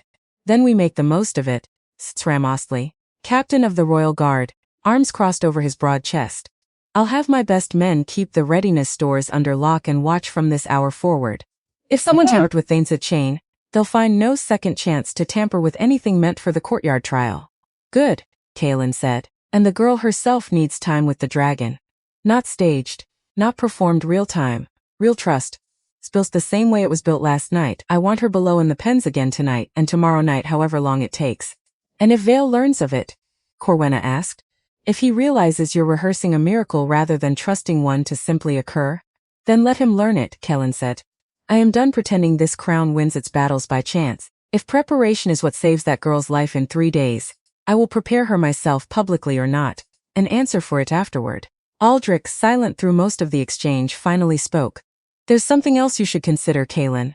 If Vale sabotaged Thane's chain to force this crisis, if he engineered the very failure he's now using against you, then the courtyard trial in 3 days isn't the end of his plan, it's the middle of it. A man who plans that carefully doesn't stake everything on a single roll of the dice. He'll have a second card ready in case the Jerpal sees. The room went quiet. What kind of card? Osley asked. I don't know yet, Aldrich admitted. But I intend to find out before 3 days become 3 days we regret. Kaelin looked around the table at the small, tired, determined faces of the only people in Sassel Cassie he trusted without reservation, and felt, for the first time since the horn had sounded at dawn, something that was not quite hope, but was close enough to stand in for it. Then we have work to do, he said. Starting tonight. Night fell early that time of year, the sky over Ashvale bruising quickly from gold to violet to a deep, stutless indigo that made the torchlit battlements glow like embers against the dark. Marin descended the stairs to the lower pens for the second time in as many days, this time without a bucket of offal, without Voss's threats trailing behind her this time, simply because the king had asked, and because some quiet, stubborn part of her had wanted to come back even before he'd asked at all. Kaelin was waiting at the base of the stairs, a single lantern in hand, his royal finery traded for a plain dark tunic that made him look, for the first time since she'd met him, less like a king and more like a tired man carrying a burden too heavy for one set of shoulders. He's been restless all day, he said by way of greeting. The handlers say she hasn't slept. Neither have I, Marin admitted. He almost smiled at that. Almost. They approached the bars together slower than the night before, unhurried in a way that felt, strangely, like the beginning of a ritual rather than a crisis. Nixroth's great head lifted from the shadows the moment their footsteps reached the stone floor, golden eyes finding Marin first, and something in the massive body seemed to ease, fractionally, at the sight of her. She remembers you, Kellen said quietly, wonder threading through the exhaustion in his voice. She remembers the fight that took her family, Marin said. I think in some strange way she recognizes mine in me. The scars, the smell of smoke a person never quite washes off no matter how many years pass. She knelt at the bar, reached through the way she had the night before, and this time the dragon did not hesitate at all, pressed forward immediately, urgently, seeking the contact the way a starved thing seeks food. Tell me what you feel, Kaelin said, crouching beside her, close enough that his shoulder nearly brushed hers, careful to keep his own hands still unthreatening, when you touch her. What is it exactly that you're doing? Marin considered the question seriously, her palm still spreading against the dragon's snout, feeling the slow, steady thrum of a heartbeat far larger and far older than her own. I'm not doing anything to her, she said slowly. I think that's the whole of it. Every knight who walked into that arena was trying to do something to her, bind her, break her, prove something over her. I'm not trying to prove anything. I'm just here listening. Letting her be exactly as furious and as sad as she actually is without needing her to be anything else for my sake. That sounds like a very simple thing, Kaelin said, for something that's taken years and 8 lives to arrive at. Maybe the simple things are the hardest to live in, Marin said. Especially for men who've spent their whole lives being taught that strength only looks one way. Kaelin was quiet for a long moment, watching the dragon lean into her touch, watching a lifetime of chained grief exhale so slowly out of a body built for war. My father believed that, he said finally. Strength only looking one way. He built this entire kingdom's power on its dominance, control, the absolute certainty that a king who could not command every creature under his banner had no right to the banner at all. I was raised on that certainty. I have spent my whole reign trying to live up to it, and failing over and over in ways I told myself were simply bad luck or bad timing, or the particular cruelty of an especially wild dragon. He shook his head slowly. I don't think it was luck at all. I think I was simply trying to solve the wrong problem, with the only tools my father ever thought to hand me. And now? Marin asked. Now, Kaelin said, I'm learning a different set of tools. From a scullery maid who spent years being told her scars made her less than whole, and who somehow managed to hold on to more gentleness than this entire castle's worth of knights combined. Marin felt her face warm, and was grateful briefly, for the dim red light that hid it. Don't make me sound wiser than I am, Your Grace, she said. I'm as frightened of that courtyard as anyone would be. Good, Kaelin said. Fear means you understand exactly how much is at stake. I'd trust you a great deal less if you weren't afraid at all. They sat together in companionable silence for a long while after that, the dragon's slow, steady breathing filling the cavern like a tide going out, and somewhere above them, unheard, unseen, the machinery of a kingdom's politics continued turning in the dark, chains being counted, guards being posted, a lord in a high tower composing letters by candlelight to allies beyond Asheville's borders, quietly, patiently, laying the second card Aldrich Fenn had warned might already be waiting. None of it touched the cavern that night. For a few stolen hours in the low red glow beneath the castle, there was only a girl, a king, and a grieving dragon slowly, carefully, remembering what it felt like to be touched without fear of what would come after. Sleep, when it finally came for Marin that night, did not come gently. It came the way it always came, the way it had come every night for years whenever the day had held too much fire in it, sudden, total, and full of smoke. She was 6 years old again. Small hands. Smaller world. The forge behind her father's house glowing orange in the dark the way it always did at day's end, sparks rising lazy and bright toward a sky just beginning to fill with stars, her mother's voice calling her in for supper. And then the sound, that long wet hiss, the sky inhaling. In the dream, the way it always happened in the dream, she turned toward the sound before anyone else in the village did turn toward the ridge above Halomere just as the first plume of fire crested it, painting the underside of the clouds a color no sunset had ever managed. She remembered thinking, in the strange sideways logic of a child too young to understand danger, that it was beautiful. For one heartbeat before the screaming started, she remembered thinking that the sky had never looked so beautiful in her whole short life. Then her mother's hand closed around her wrist, hard enough to bruise, and the beauty became terror in the space of a single breath. They ran. Everyone ran. The forge went up first, her father's whole life's work, the anvil he'd inherited from his own father, the careful stacks of iron he'd spent a decade collecting, all of it gone in a wash of white-orange heat that Marin felt on the back of her neck, even as her mother dragged her away from it, even as she twisted to look back the way children always twist to look back at the thing they're being pulled away from. She saw the sh in the sky then, small, compared to what she would one day come to know, young, still barely more than a hatchling by dragon reckoning, wings not yet fully grown into the body that carried them, but enormous, impossibly enormous, to a 6-year-old girl watching her whole world burn beneath it. And she saw the men on the ridge, behind the drake, with chains and hooks and torches of their own, driving the creature down out of the crags and directly into the heart of a sleeping village that had done nothing at all to deserve what was about to happen to it. She did not understand at 6 years old that the fire consuming her home was not the drake's choice. She understood only fire and running and her mother's hand, and then the part of the dream that always came last, always the cruelest, always the part she woke from gasping the moment her mother's hand was no longer there at all. She woke sitting bolt upright on her narrow cot in the servants' quarters, chest heaving, the scars on her arm aching with a phantom heat that had nothing to do with any fire actually burning nearby. Beside her in the next cot, Thessaly stirred. "Marin, I'm fine," Marin whispered, though her voice shook too badly to make the claim convincing. "Just a dream, the same one, the same one." She wiped her face with the back of her scarred hand. "It's always the same one." Thessaly reached across the narrow gap between their cots, and found Marin's hand in the dark, holding it without a word, the way she had 100 times before on 100 other nights just like this one. She did not ask Marin to explain further. She had learned over the years of their friendship that some grief did not want questions. It only wanted company.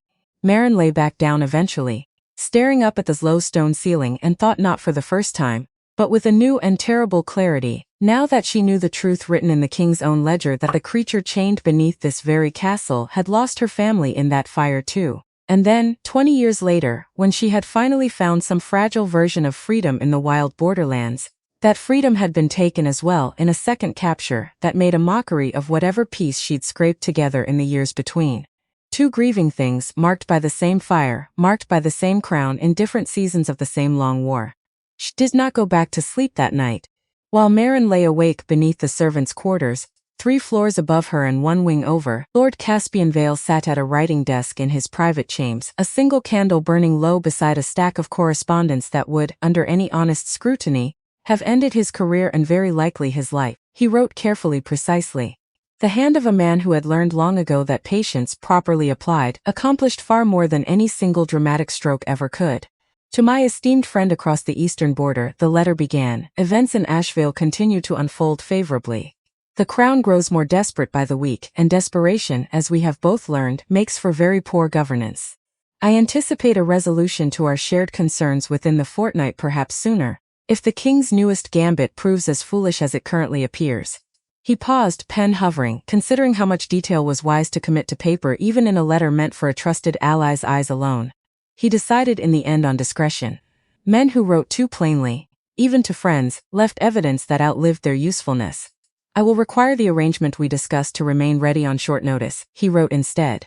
A show of force timed correctly could accomplish in a single afternoon what months of careful council maneuvering have thus far failed to achieve outright.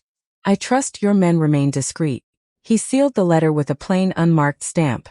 No house sigil, nothing that could be traced back to Vale himself should the letter fall into the wrong hands en route, and set it aside for his most trusted courier to carry at first light, disguised among a dozen other entirely innocent pieces of correspondence. Then he sat back in his chair, steepling his fingers beneath his chin, and allowed himself, for the first time in weeks, a small, private smile.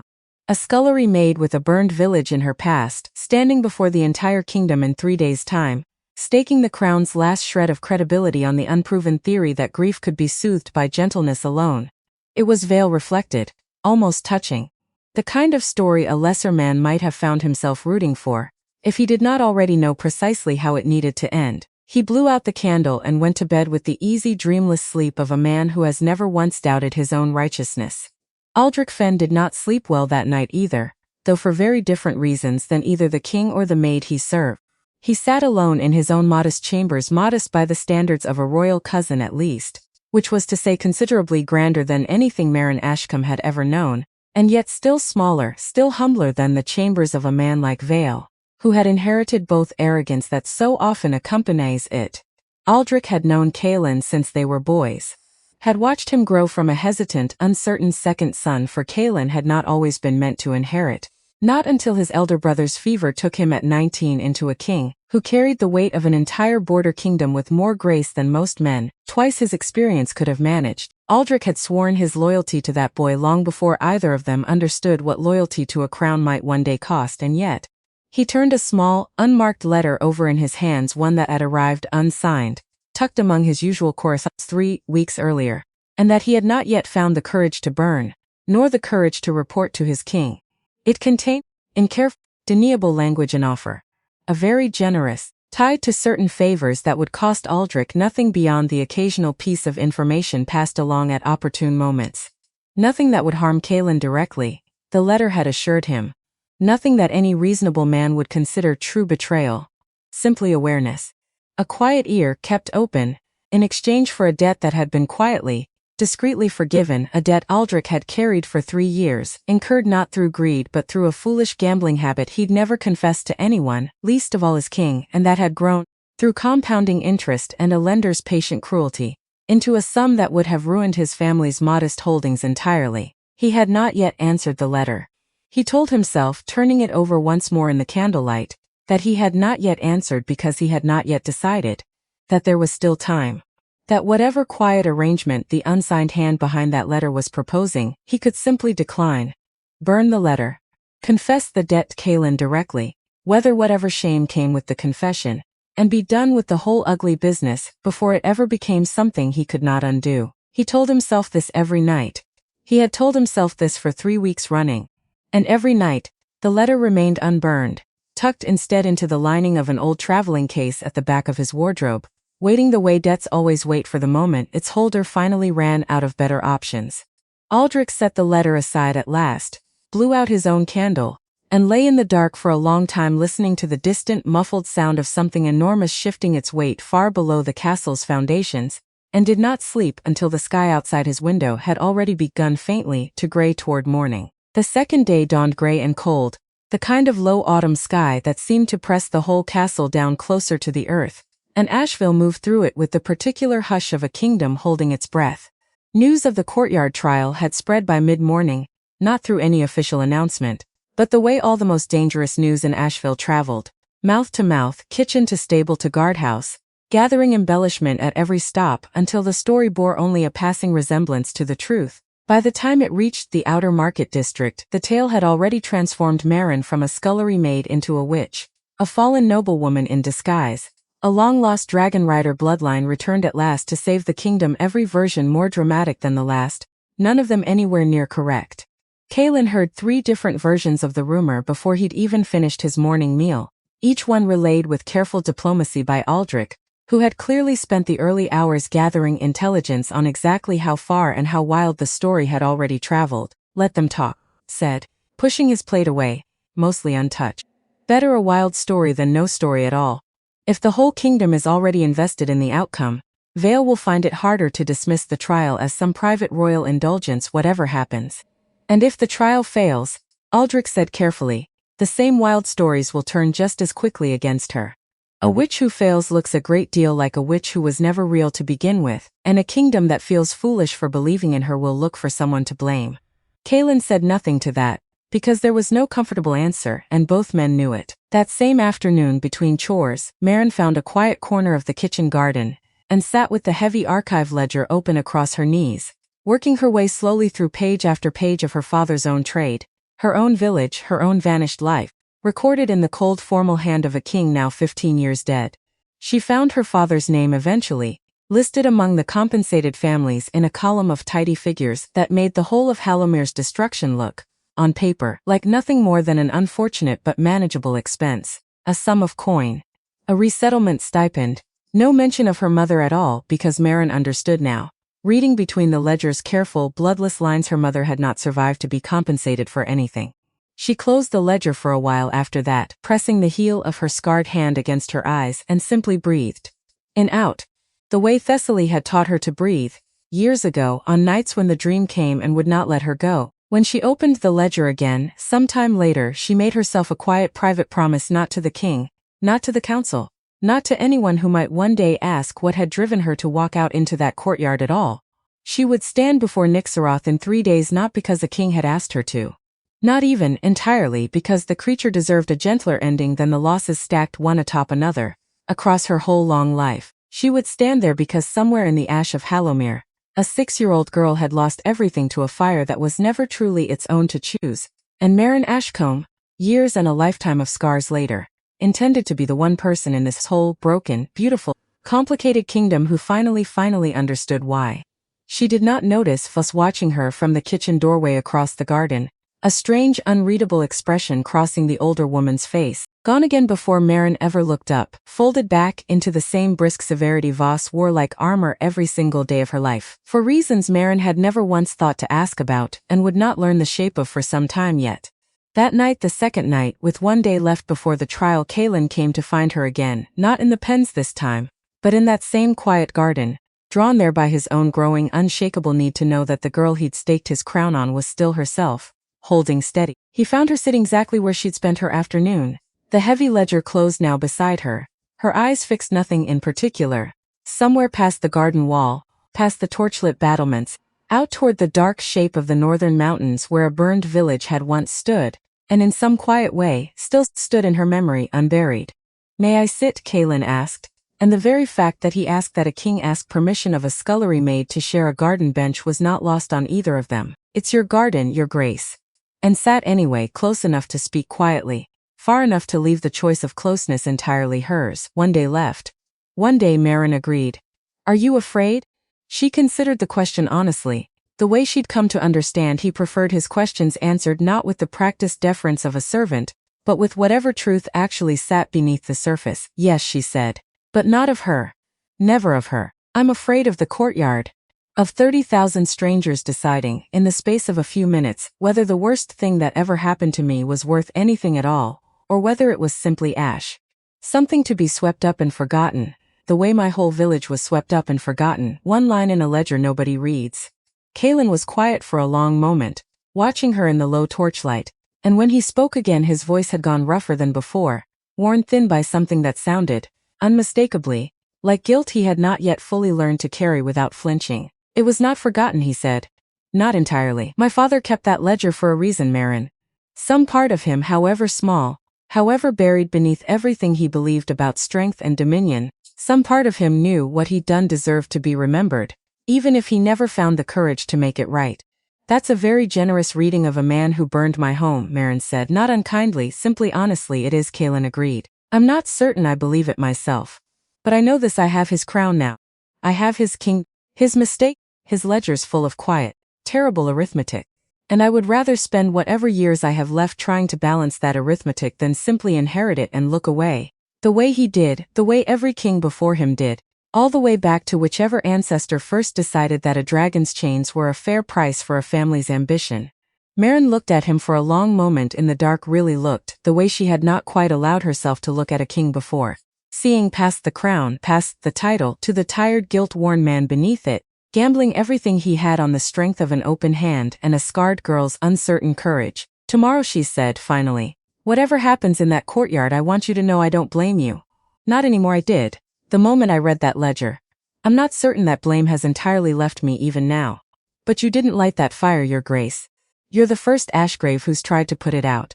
Thank you, Kaelin said simply. For that and for tomorrow, whatever happens. They sat together in the cold garden a while longer, saying little else, listening to the distant muffled sound of Nixorith shifting restlessly in her chains far below. Maren thought, as the silence stretched between them, about the strange symmetry of what tomorrow would demand, not whether she could calm a dragon in a quiet cavern, in the dark, with nobody watching. She had already proven that much, twice over. The true impossibility was whether that same fragile, hard-won trust could survive 30,000 strangers, a courtyard full of noise and fear, and Lord Vale's carefully patient malice. And whatever second card altered, the man still held close against his chest, waiting for exactly the wrong moment to play it. She did not know the answer. Nobody did. Not the king, not Aldrich, not even perhaps the dragon herself, sleeping fitfully somewhere below the stone they sat upon now, dreaming, if dragons dreamed at all, of mountains and a family she had lost twice over, in two separate fires separated by 20 patient, watchful years. Somewhere above them both, unseen in the dark of his own tower window, Lord Caspian Vale watched the two shapes in the garden below and smiled the small, patient smile of a man who had already written the ending to this story, and was simply waiting, now, for the rest of the kingdom to catch up. Kaelin rose eventually, pressed a brief formal kiss to the back of Maren's scarred hand, the first time he had done so, and neither of them commented on it, and left her alone with the last of the evening. She stayed a while longer after he'd gone, the cold settling into her bones the way it always did this time of year, and made herself one final promise before she rose at last, her legs stiff from the cold stone bench, and made her way back toward the servants' quarters, past sleeping kitchens and darkened halls, and did not look back at the tower window where a patient, smiling lord continued to watch long after she had gone. Somewhere far below the castle's foundations, in the low red dark, Nixoroth's golden eyes opened briefly in her. Turning toward the direction the small scarred familiar scent had traveled, and then closed again, settling for the first time since her second capture into something that almost resembled peace. It would not last. Peace built on 2 short nights of trust rarely does in a kingdom still counting the cost of its own old fires. But for that one quiet, star-scattered evening, it was enough to carry both of them, separately and together, toward whatever the courtyard would bring at sunset. There was the hour just past dawn, on the morning of the 3rd day, when Kaelin stood alone in his study and argued with himself and lost. Because that was what it was, an argument, one-sided, brutal. The kind you have with yourself at 4 in the morning when nobody else is awake to talk you out of the worst version of your own thoughts. Trust her, said one voice. You barely know her, said the other. She calmed a dragon with an open hand. Your father calmed dragons with a closed fist. For 40 years it worked. Did it though? It kept the crown. That's all that ever mattered to him. Kaelin pressed his palms flat against the cold stone of the windowsill, breathed. Tried to slow a mind that would not slow, because here was the truth he could not outrun. His whole life he had been taught one language for power. Dominance. Chains. The unbending posture of a man who never ever showed the room what fear looked like on his face, and that language had killed 8 knights. So maybe the old language was wrong. Except what if it wasn't the language? What if it was just him?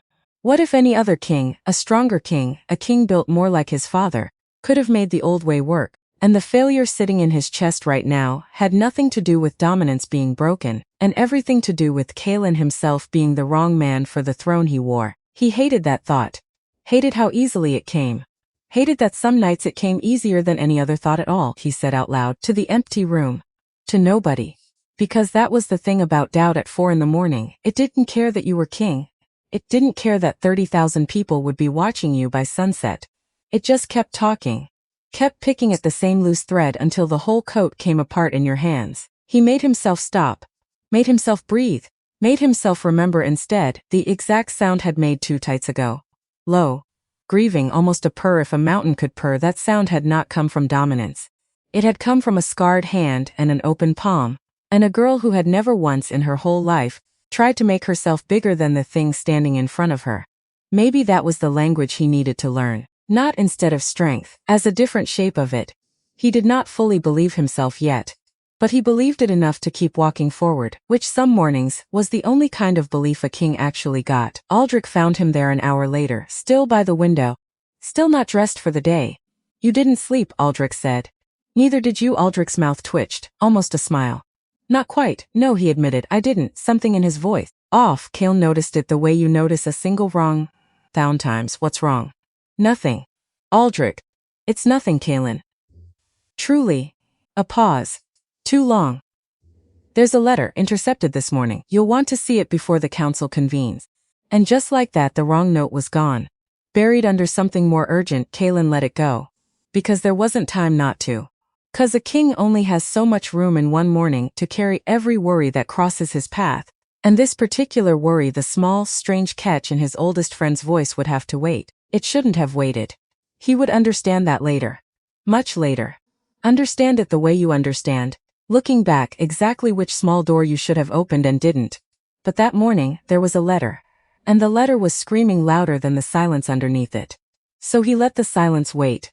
The letter, the unsigned hand. The words that would not leave him alone no matter how many times he read them. A show of force timed correctly. He read it once, set it down.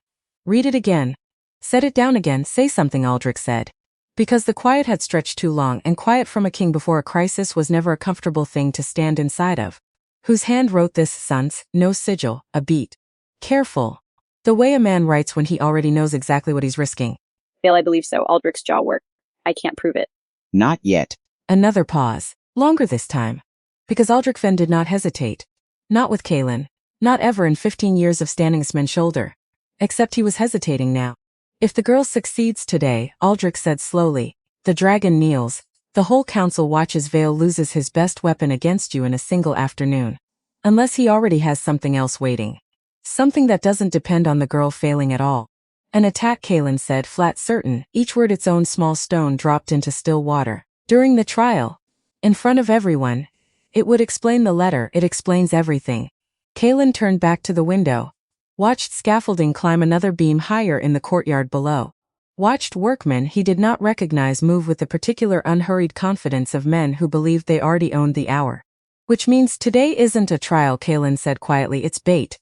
Behind him, Aldrich said nothing. Because there was nothing safe left to say. Not with a letter like that sitting between them. Not with a debt of his own still folded into the lining of an old traveling case.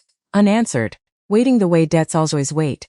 Down in the kitchens that same gray hour, Marin stood at the wash basin and studied a face that did not yet believe what it was about to do. "You look like you haven't slept," Thessaly said. "I haven't drank this anyway." Marin drank it, bitter, hot. It didn't help, nothing was going to help. Except maybe the one thing that had helped every night this week. Low red glow. "I need Ghent to see her," Marin said, "before any of this. Voss can beat me after if there is an after." Thessaly studied her for a long moment. The kind of look that means someone has stopped arguing and started instead deciding how best to help. "Go," she said. "I'll cover for you as long as I can." The pens felt different that morning, not the stone. Not the heat or the smell or the low red glow that pulsed like something alive. Those hadn't changed. What had changed was the air itself, thick with a tension Marin hadn't felt the night before, a restlessness that hummed through the cavern. Before she'd even reached the bottom step, Nixaroth was pacing, fast. Faster than Marin had ever seen her move. Claws striking sparks off stone with every turn, wings snapping half open shut again in tight, useless bursts. "Hey," Marin said softly, stopping at the bars. "Hey, it's me." The dragon's head snapped toward her, eyes wild. Not the golden warmth from 2 nights before. Something closer to panic. "What's wrong?" Marin whispered. Mostly to herself because the dragon couldn't answer. Not with words. Except animals didn't need words to tell you something was wrong. They told you with everything else. With the way Nixaroth kept turning back toward the deepest, darkest corner of her enclosure. Kept placing her body between that corner and the bars. Kept low, protective, coiled the posture of something guarding a thing it could not afford to lose. Marin's went still. Because she recognized that posture. Had seen it once, years ago, in a barn cat that had kittened in secret beneath a hay pile. snarling at anyone who came too close, not out of malice, out of the particular, desperate ferocity that only mothers understand. Oh, Marin breathed, just that. One small word, and the whole shape of everything shifted underneath it. She pressed closer to the bars, straining to see past the dragon's protective bulk into the shadowed corner beyond, and there, barely visible in the low red glow, nestled in a shallow depression scraped into the stone floor egg. 3 of them, smooth, dark, faintly luminous the way coals look luminous long after the fire around them has died. Marin's breath caught in her throat. Because this changed everything. Because a mother did not rage the way this creature had raged in that arena out of simple fury. A mother raged like that because every knight who walked into that pit carrying chains and hooks and torches had, without ever knowing it, been walking toward her children. You weren't mad, Marin whispered. You were never mad, you were just trying to keep them safe. The dragon's pacing slowed, fractionally. Enough that golden eyes turned back toward Marin, searching her face with an intensity that felt, in that moment, less like an animal's instinct and more like a question only Marin could possibly answer. Will you hurt them too? No, Marison said, before the thought had even finished forming into words. No, never, I promise you.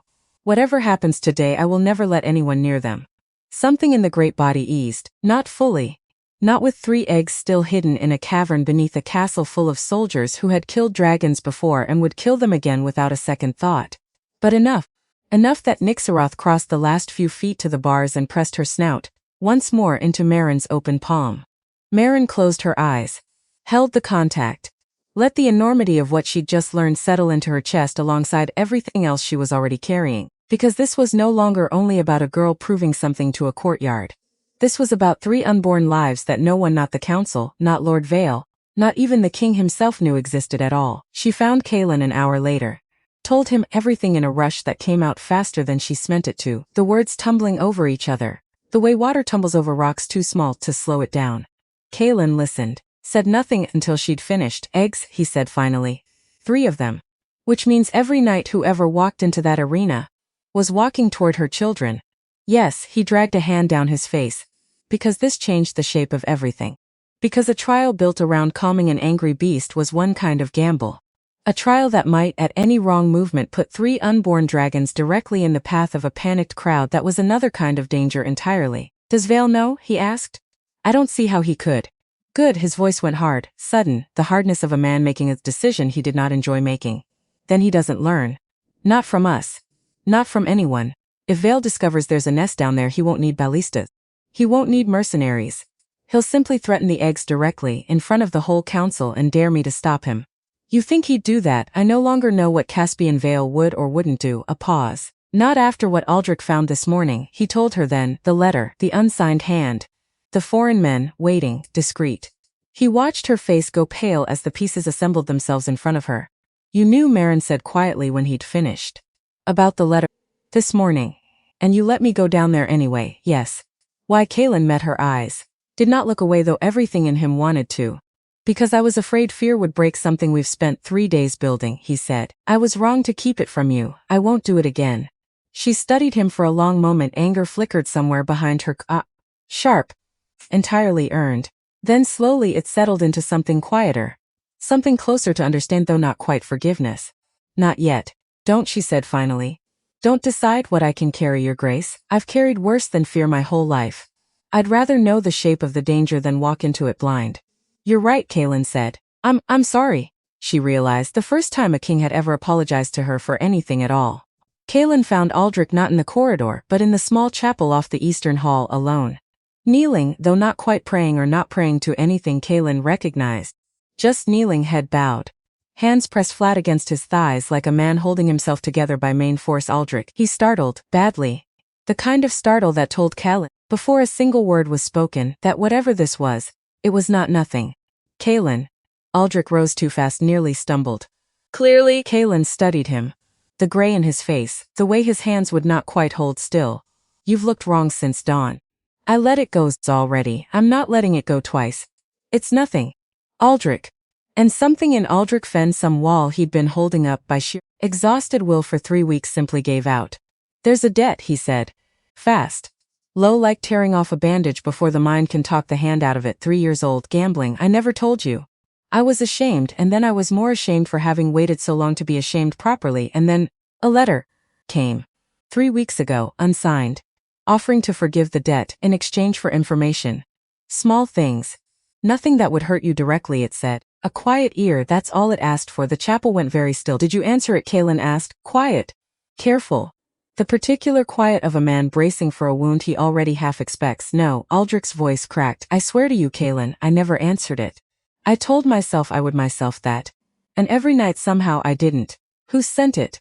I don't know, I swear I don't know, Guess says. Aldrich closed his eyes. The hand looked the same as the letter you read this morning. The one about the mercenaries. Kaelin felt something cold settle low in his chest. Because if that was true, if the same patient, careful hand had spent 3 weeks quietly working every loose thread in this castle, Aldrich's debt included, then Vale's plan was not a single card. It was a whole hand played slowly over months, while Callan had been watching dragons and burying his father's guilt in old ledgers. You should have told me the day it arrived, Kaelin said. I know. You could have ended this before it began, I know that too. Aldrich's voice was raw, now, stripped down to something almost unrecognizable. I was afraid, Kaelin. Afraid of what you'd think of me. A man who gambles away his family's future and can't even find the courage to confess it before it becomes something worse. I kept telling myself there was still time. Kaelin was quiet for a long moment, long enough that Aldrich visibly braced for the worst: dismissal, disgrace, the end of 15 years of trust. On Singsel's. You didn't answer, Kaelin said finally. No. Then you're still the man I've trusted since we were boys. You made a mistake keeping it silent. You didn't make the mistake of selling me, he exhaled slowly. But Aldrich, I need to know everything else you know right now. Not tomorrow. Not after the trial. Now there's nothing else. I swear it. Swear it standing by him for the rest of today, Kaelin said. Because whatever Vale is building, he's been building it with pieces from inside these walls, and I need to know which pieces are still loyal for Sunset. Aldrich nodded. Once, sharp I am, he said, whatever it costs me to prove it. The council chamber that midday was not the open courtyard, not yet. It was the smaller, older room where Ashvale's true business had always been conducted. High stone walls, a long table worn fast smoothed by 3 generations of arguing lords, and Lord Caspian Vale seated at its far end like a man already certain of the room's verdict. A change of, they said, without preamble, the moment Kaelin entered. That's all I require. The council grows restless, my king. Every hour that passes without resolution is an hour Ashvale's enemies watch us hesitate. The trial is set for today, as agreed. 3 days passed, Kaelin said. At sunset, there is no need to change anything. Circumstances change. Vale smiled, did not read his eyes. It never did. There have been concerns raised this very morning about the beast's temperament, about whether waiting the full day until the light truly fails gives it time to grow more dangerous, not less. I move that the trial proceed the moment the sun clears the western towers earlier, before the crowd's nerve has all day to fray. Kaelin felt the trap close, quiet and precise, exactly the way every one of Vale's traps closed, reasonable on the surface, patient beneath it, time to strip away whatever advantage its target had managed to build. Because moving the hour earlier rushed gave Marin less time to steady herself before facing the crowd. Ostleth less time to finish securing every inch of the readiness stores. Gave the guard less time to hunt down whatever Vale's letter had promised was already waiting discreet inside these very walls. Today, at Vale's chosen hour, was Vale's afternoon, not his. The council already agreed on sunset, Kaelin said, keeping his voice level, though every instinct screamed to argue harder. I will not move the hour simply because Lord Vale has grown impatient. Isn't impatience, my king. Vale's eyes glittered, cold and satisfied. It's concern for the realm. For the safety of every soul who will stand in that courtyard tonight, wondering whether they're about to witness a miracle or a massacre. I have the votes to call an emergency session, Kaelin. Right now in this room, if you force my hand. He leaned forward slightly. Don't force my hand. Kaelin looked around the long table. Counted faces. Counted allies: Corwenna, steady and unreadable, 2 others who had leaned quietly toward the crown all week, and beyond them, a majority whose loyalty had never been to Kaelin at all, only to whichever outcome kept their own lands safe. He understood in that moment exactly how few cards he was actually holding. Sunset stands, he said finally, the words tasting like ash even as he spoke them. But the courtyard will be cleared and ready by midday, and my guard will patrol every hour between now and then. If Lord Vale is truly concerned for the realm's safety, he will find no fault in that. Vale's smile widened, thin and satisfied all the same, and Kaelin understood with the particular clarity that comes only after it's already too late to change course entirely that some version of the trap had closed around him regardless of the hour. Only the shape of it had shifted, not its presence. Because that was the thing about traps built by patient men.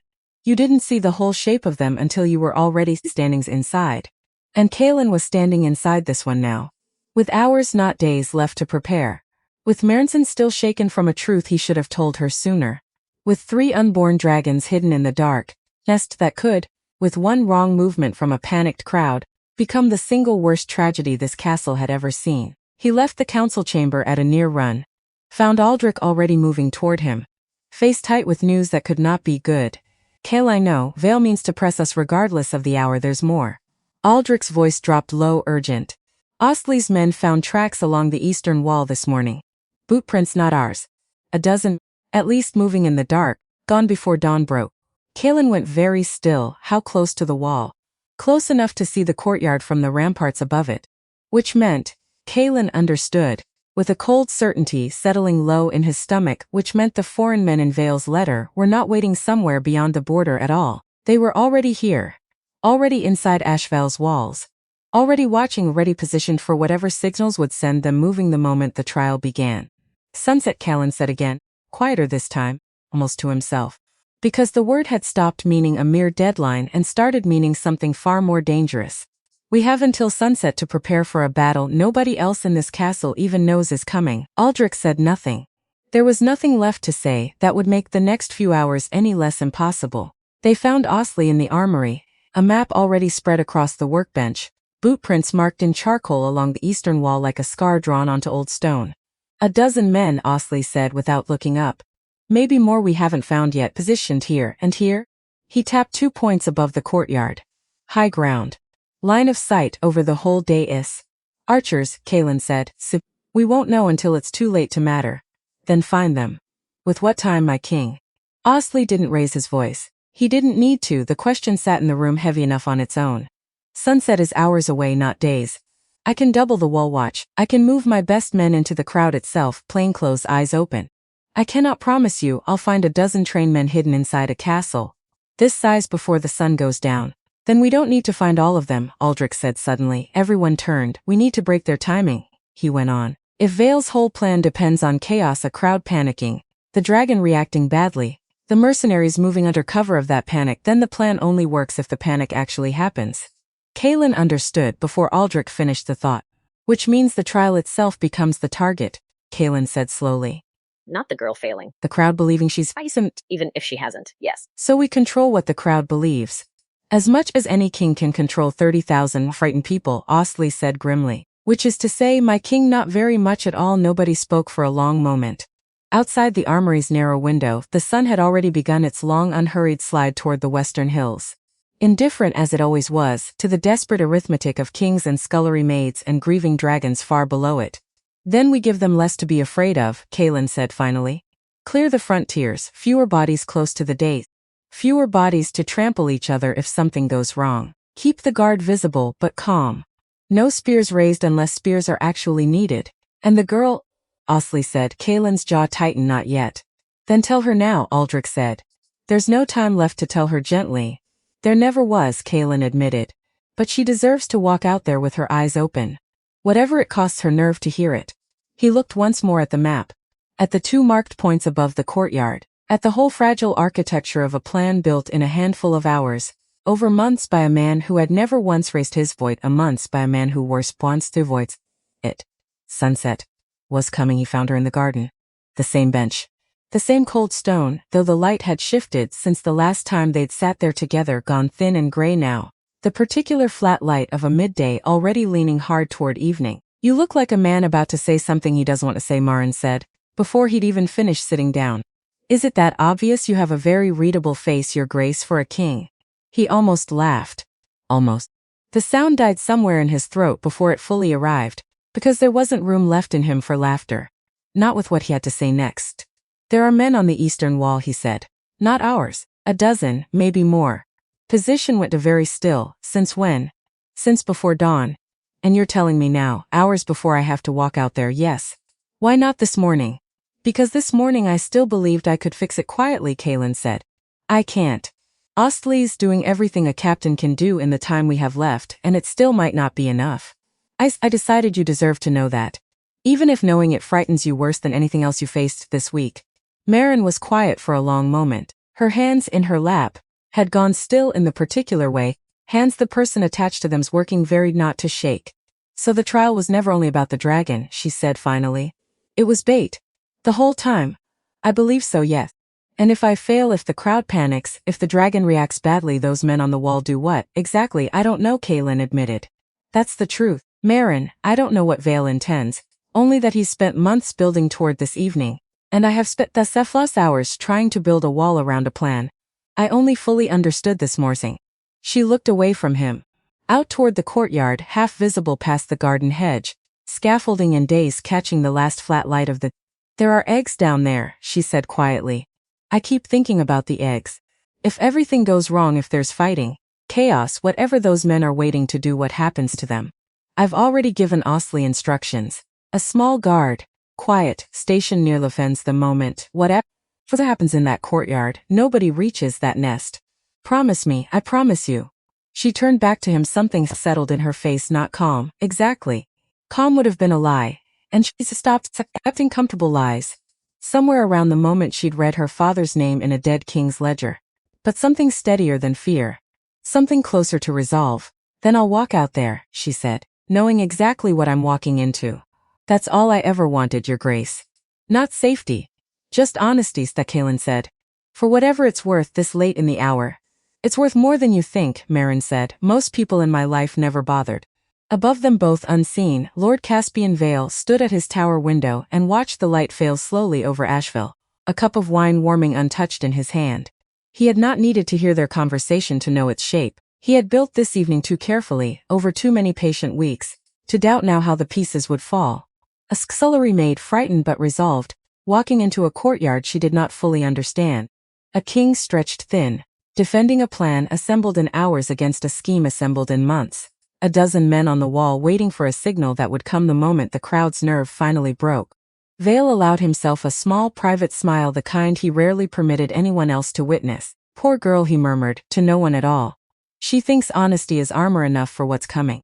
He set the wine down untouched and turned back toward the window, where the last light of the day was already sliding down behind the western hills, taking with it whatever small fragile piece the castle had managed to build over 3 short days. Sunset was coming, and Caspian Vale, unlike everyone else preparing to meet it, had never once doubted how the evening would end. In the kitchens, word had already spread that the guard had cleared the courtyard early, that soldiers stood watch at every gate, that something about tonight had gone tighter, tenser, more urgent than the calm trial everyone had been promised 3 days before. Marguerite Voss heard it from a stable boy, of all people, breathless and wide-eyed, and for one strange unguarded moment, something crossed her face that was not cruelty at all. Tonight, she repeated, slowly, as if testing the word's weight. Yes, madam. They've been clearing the courtyard since midday. Voss said nothing for a long moment. Then, without explanation, without her usual sharp command trailing behind her, she turned and walked toward the servants' stair, toward the lower halls. Toward, though she would not have admitted it to a living soul, the girl she had spent years treating as something less than whole. She found Marin in the corridor outside the kitchens, already dressed in the plain riding tunic she'd worn once before, hands trembling faintly at her sides. Ashcombe. Marin turned, braced instinctively for whatever cruelty usually arrived with that voice. It did not come.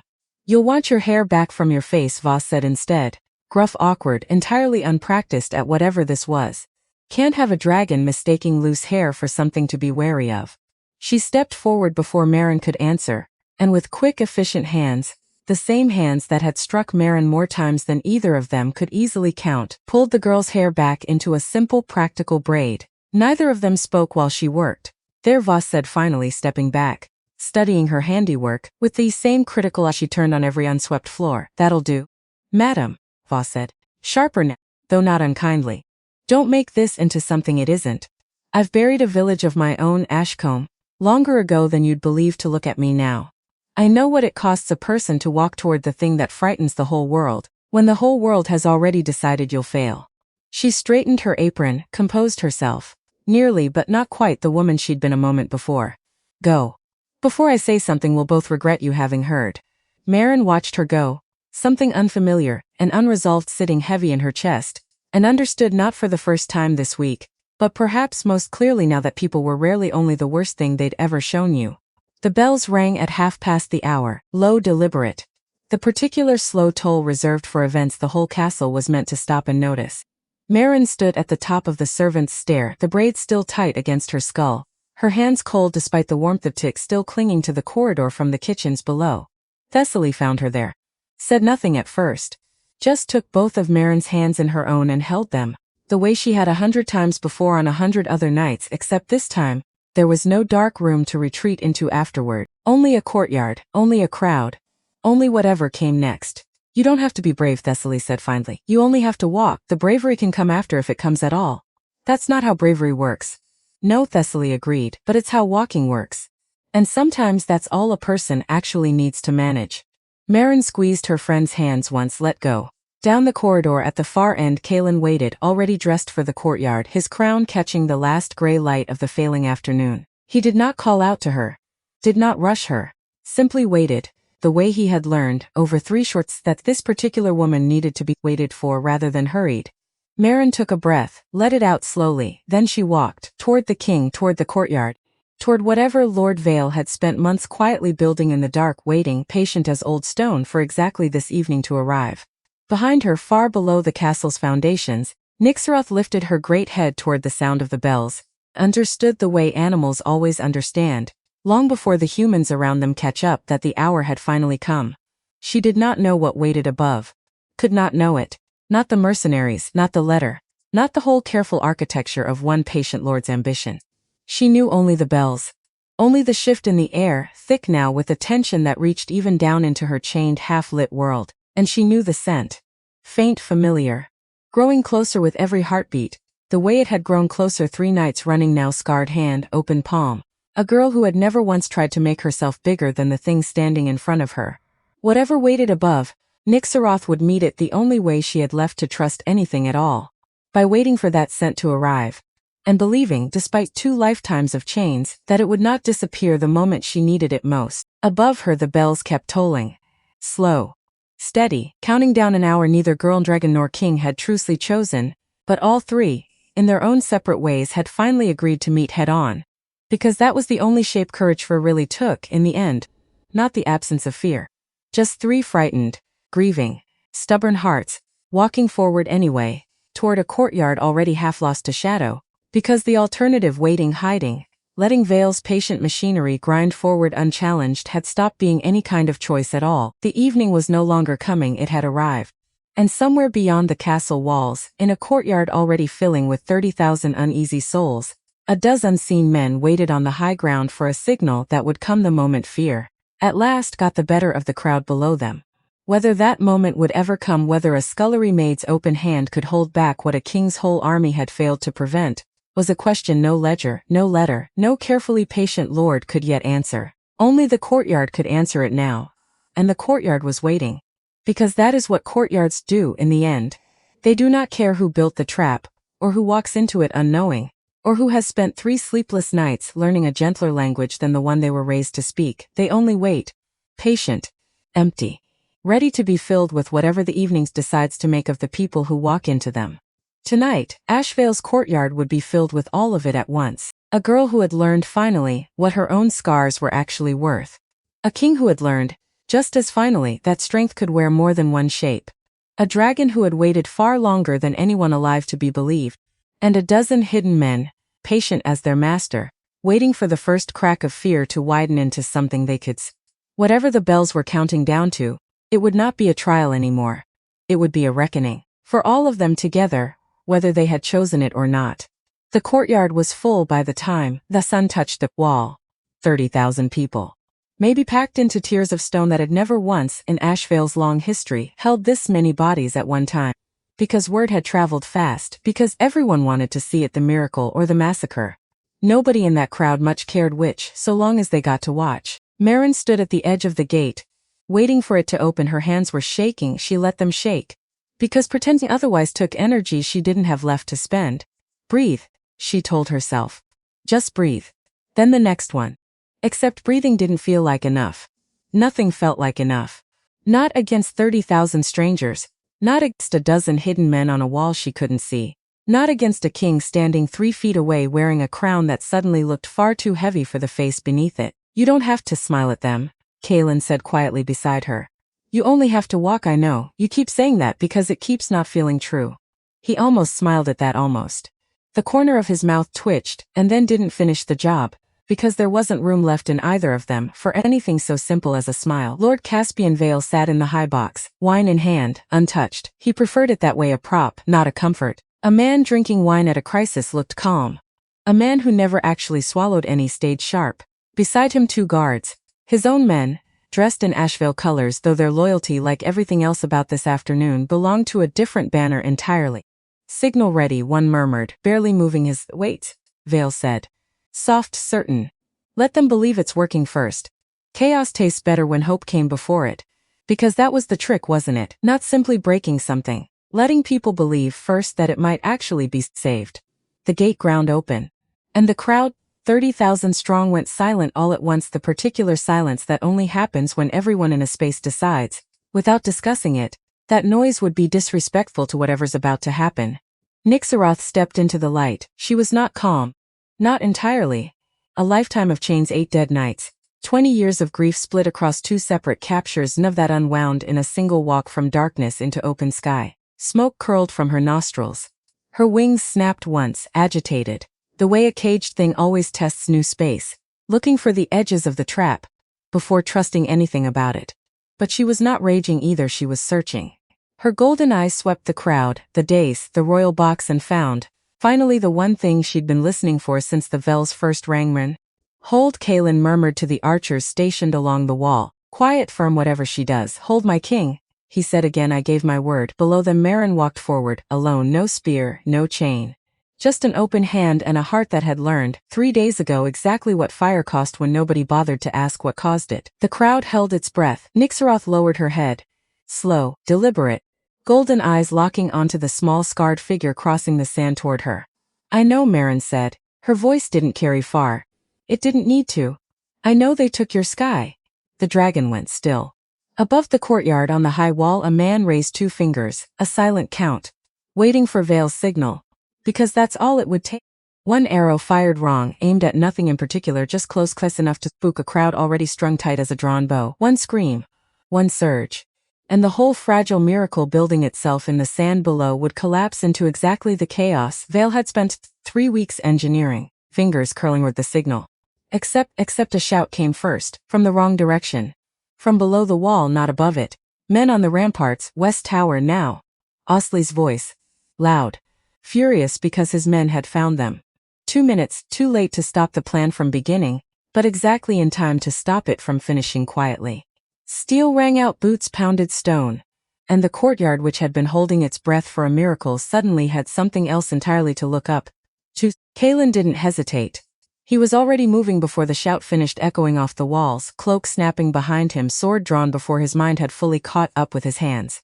Not now, his thoughts screamed at him, useless and fast. Not now, not when she's this close, not when— except now was exactly when it was happening. Because patient men didn't wait for convenient moments. They waited for the moment their target was most exposed, and struck then, and Kaelin understood, running full speed toward the base of the western tower, that this was precisely the moment Vale had been counting the seconds toward all along. Guard the girl, he shouted to anyone close enough to hear. Guard the girl and the dragon, not me. Below in the sand Marin heard the shout, heard the steel, felt the crowd's held breath shatter into something sharper, faster, more dangerous. Nixaroth's head snapped, nostrils flaring, the fragile stillness she'd been building for the last 2 minutes cracking straight down the middle. No, Marin whispered. Fast. Desperate. No, stay with me. Stay with me, please. Because that was the part nobody had planned for. Not really. Not fully. A dragon that had spent time associating chaos with danger did not simply choose to ignore chaos because a girl-esque instinct ran deeper than 3 days of trust. Nixaroth's wings snapped open, claws digging into sand, throat beginning to glow with the telltale orange heat of a creature about to answer fear with fire. The crowd screamed, which made it worse. Which made everything worse all at once, exactly the way Vale had designed it to. Marin didn't run. Every instinct in her body screamed at her to run, the same instinct that had once pulled a 6-year-old girl away from a burning forge. The same instinct that had kept her small and silent and invisible for years in Voss's kitchen. Run. Hide. Survive. She stood still instead. Not gentle now. Not soft. Raw and loud and desperate enough to cut through even panic. Look at me, not them. They're not the threat. I'm not the threat, look at me. And somehow impossibly, at the very last second before fire became inevitable, Nixaroth's golden eyes found her again. Above, on the tower stairs, Kalen fought for his life against a man twice his weight and considerably more practiced with a blade. You're going to die here, the cold, practical voice in his head observed. Died defending a courtyard. There are worse ways to go, fewer good ones. Shut up, he told it. I'm not finished yet. The first mercenary met him at the landing.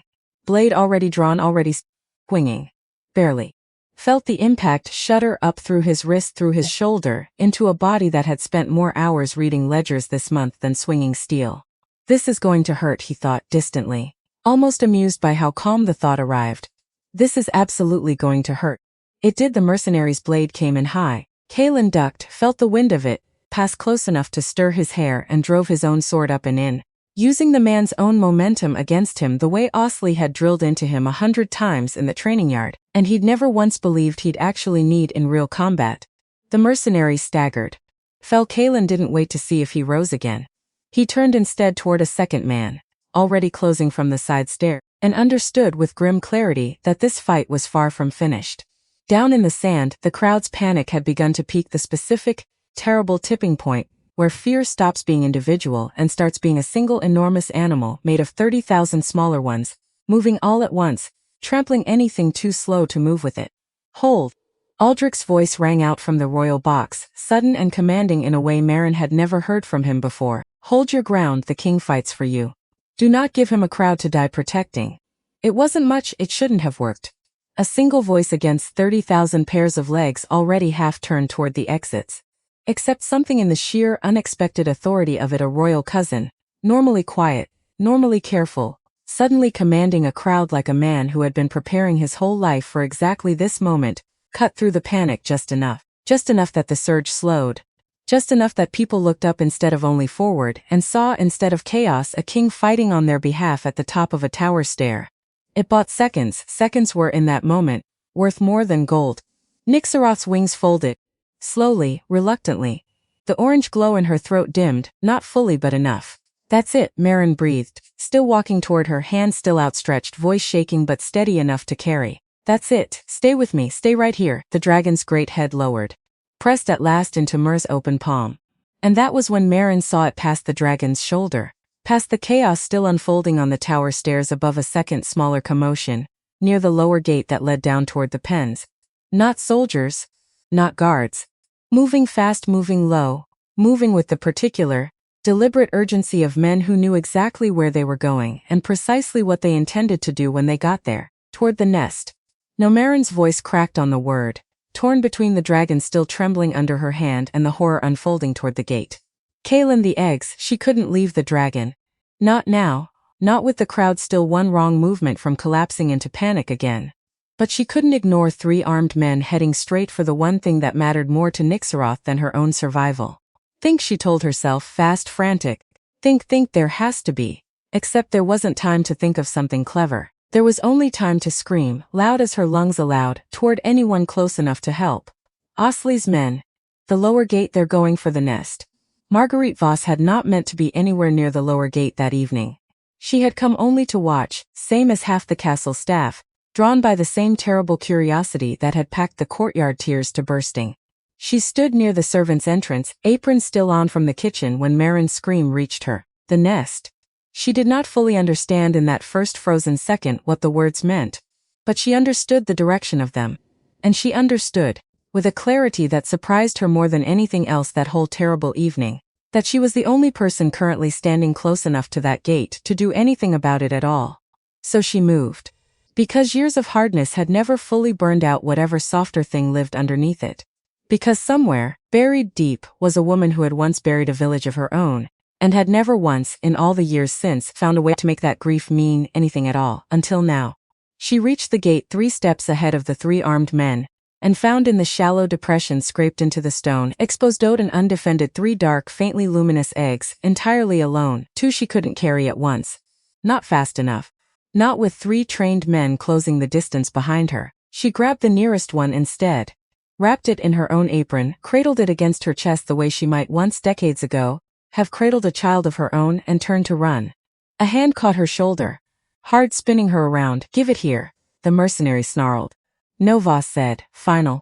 The same voice she'd used on scullery maids for years, except this time it wasn't cruelty behind it, it was something else entirely. "You'll have to take it from me dead." He very nearly did. The blade came fast, aimed low, meant to end the argument before it properly began. Voss twisted, the exta still clutched against her chest, and felt the blade's edge open a shallow line across her forearm instead of anything worse. She did not scream. She had never once, in all her years running that kitchen, let anyone see her scream. "Guides!" The shout came from behind the mercenaries, Ostley's men, finally arriving, drawn by Marin's warning and the sound of steel. "Drop your weapons." The mercenaries did not drop their weapons. Men paid to do this kind of work rarely did, not until the odds against them became truly hopeless.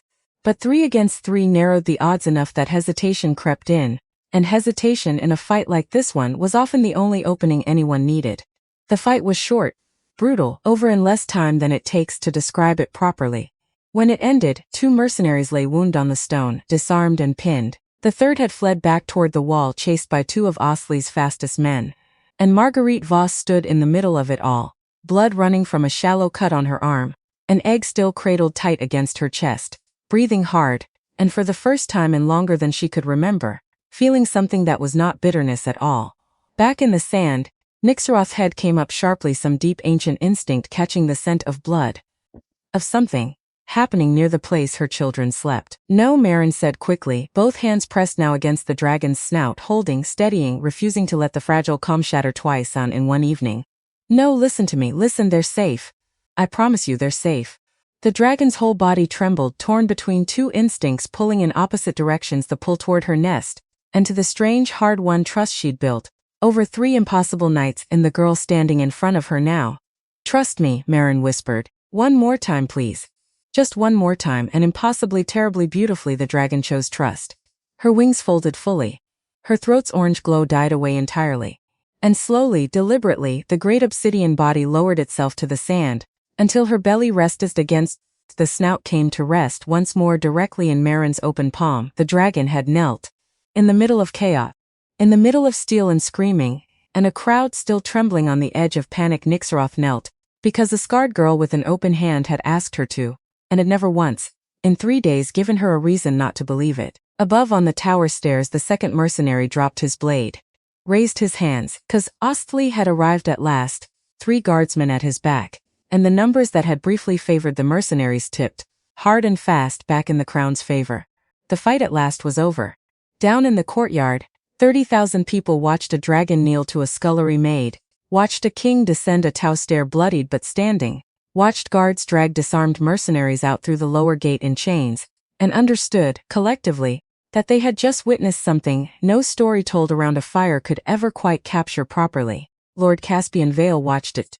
From the high box, wine still untouched in his hand, he watched his careful, patient, months-long plan collapse in the space of perhaps 4 minutes, undone by a girl who refused to run, a cousin who found his voice at exactly the right moment, and a head maid whose bitterness had, somehow, chosen the worst possible evening to finally crack open into something better. He set the wine down slowly, because there was nowhere left to run either. Ostley's men reached him before he'd taken 3 steps toward the exit. "Lord Vale," the captain said, flat, formal, entirely without the deference the title usually commanded. "You'll come with us." "On what charge?" They said, though his voice had lost, at last, its usual silken confidence. "Treason," Kellen said, arriving behind Ostley, bloodied, breathing hard, sword still in hand. "Conspiracy to bring foreign mercenaries within Ashvale's walls.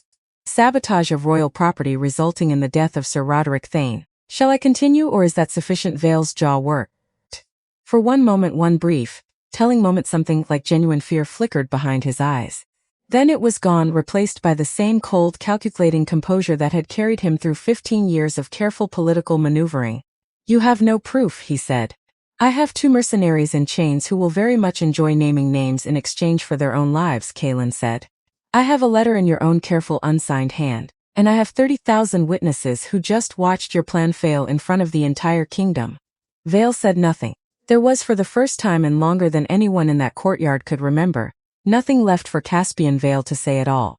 They led him away in chains through a courtyard gone utterly silent. 30 pairs of eyes, following his every step, and Cain watched him go with an exhaustion that ran bone deep. The particular exhaustion of a man who has spent every reserve he had and is only now realizing how empty the well had actually run. Before Vale disappeared through the gate, he stopped, turned back, found Kaelin's eyes across the distance between them. "Ask your father's old handlers," Vale said, voice carrying flat and clear across the suddenly silent courtyard, "what truly happened at Hallowmere 20 years ago. Ask them whose order started that fire and whose hand it was that struck the first match. You've built your whole redemption on a village you believe your father's ambition destroyed by accident." His smile returned, thin and cruel, even in chains. "It was never an accident, Caelin. Your crown was built on a fire lit deliberately. I only ever intended to finish what your own bloodline started." Then the guards pulled him through the gate, and the words hung in the courtyard air like smoke that refused to clear. Caelin stood very still. Because those words changed something. Not the outcome of the evening. Vale was captured, the Cernaries were in chains, the dragon knelt in the sand, and Ashvale, for now, was safe. But something deeper. Something that reached all the way back to a ledger he'd read 100 times and a village he'd believed had burned by tragic accident, rather than deliberate design. Deliberately. The words sat in his chest like a stone dropped into still water, rings spreading outward, touching everything. He looked down at his own hands, bloodied from the fight on the stairs, and thought, with a clarity that felt almost like grief, that perhaps the crown he wore was built on a fire darker than even he had understood. Marin found him there, still standing frozen in the aftermath, the crowd beginning slowly to find its voice again. First murmurs, then something closer to awe. 30,000 people trying to process what they'd just witnessed. "You heard," she said quietly. "I heard. Do you believe it?" Caelin was quiet for a long moment, looking past her at the dragon still resting in the sand, Nixaroth's golden eyes tracking their every movement with something that, impossibly, after everything, still looked like trust. "I don't know," he said finally. "I want to say it's a lie. A desperate man's last attempt to wound me on his way to the dungeon. But Aldrich found evidence today of things I never imagined possible from inside my own household. I've learned this week that I know less about my own crown's history than I believed I did." He exhaled slowly. "I intend to find out. Whatever it costs to learn the truth." Marin nodded, reached out, took his bloodied hand in her own scarred one, the way he had taken hers 3 nights ago in the dark of the pets. "Then we'll find out together," she said, "whatever it turns out to be." The days that followed unfolded the way a fever finally breaking unfolds, slow at first, then, all at once, the whole castle exhaling a breath it had been holding for months. Caspian Vale confessed everything, eventually, in exchange for exile rather than execution. The sabotage chain, the mercenary alliance with a foreign lord eager to see Ashvale weakened, the quiet letter that had nearly bought Aldrich's silence. He was stripped of his titles, his lands seized by the crown, and escorted to the border under heavy guard, never to set foot in Ashvale again. Aldrich confessed his own failing publicly, before the full council, expecting disgrace and receiving, instead, something closer to respect, because a man who names his own weakness before it's discovered by someone else has already done the hardest part of making it right. Caelin forgave the debt himself quietly, and never mentioned it again. Marguerite Voss recovered from the shallow cut on her arm within days, though the change in her proved slower, and far more permanent. She was given charge of the newly established royal eyrie, tasked, at her own quiet request, with overseeing the care of the nest she'd saved, the 2 remaining eggs still hidden safely beneath the castle, and the one she'd carried against her chest through chaos, which hatched 3 weeks later into a small, fierce, obsidian-scaled creature that took from its very first breath an inexplicable liking to the sharp-tongued woman who had once run a kitchen with an iron hand and now ran a nursery with something considerably gentler. The truth about Hallowmere took longer to uncover. Caelin spent weeks combing through his father's private correspondence, interviewing aging soldiers who had served on that northern border 2 decades ago, piecing together a history far uglier than the ledger's careful, bloodless language had ever admitted. Vale's parting words, it turned out, had not been entirely a lie. The fire had not been purely accidental, though neither had it been quite the calculated cruelty Vale implied. It had been something messier, something more human and more damning than either extreme, a desperate, poorly planned operation that spiraled out of control, and a dying king who had chosen, in his final years, to bury the truth rather than face what his ambition had cost an entire village. Caelin did not bury it the same way. He commissioned a memorial at the edge of the northern crags, on the very ground where Hallowmere had once stood. listing every name the old records could recover, including at last the name of a blacksmith's wife who had never once appeared in any official ledger at all, remembered now not as a line of quiet compensation, but as a mother who had died trying to save her daughter. On a clear evening some months later, with autumn just beginning to turn the castle grounds gold, Kaelin stood once more on the balcony of the royal eyrie, watching Nixaroth soar in slow, easy circles above the towers, no chains, no collar, nothing left of the years of grief that had once ground her down to almost nothing at all. Meryn stood beside him. Lady Meryn now, though she still flinched sometimes at the title, still felt in quiet, unguarded moments, like the scullery girl who had once scrubbed floors, nobody thanked her for. "She's happy," Meryn said soft, watching the dragon climb higher, chasing the last warm light of the day. "She is," Kaelin agreed. "I don't think this castle has ever earned a sound like that from her before." A distant joyful roar drifted down from the sky above, not the raw scream of grief and rage that had once shattered stone pillars, but something lighter. Something almost like laughter, if a mountain could laugh. He turned to her. Studied the way the fading light caught the silver in her hair. She'd stopped hiding the gray that had crept in early. Same's as she'd stopped hiding her scars, both of them worn now like the history they actually were, rather than shame she owed anyone an explanation for. "The council wants an answer," he said. "About a queen. They've wanted one for months, if I'm honest, and I've put them off as long as I reasonably can." "And what do you want?" Meryn asked. "Not the council, you." Kaelin reached down, took her scarred hand in his own, the way he had that very first night, 3 nights that had somehow become an entire changed kingdom. "I want a woman who understood a grieving thing before this whole court managed to," he said. "I want a woman who walked into fire without flinching, twice, once as a child who had no choice and once as an adult who chose it anyway, because it was right. I want you, Meryn Ashcombe, not as a symbol, not as a miracle the crown got lucky enough to find as yourself." Tears gathered in her eyes, though this time at last they were not the kind that came from grief.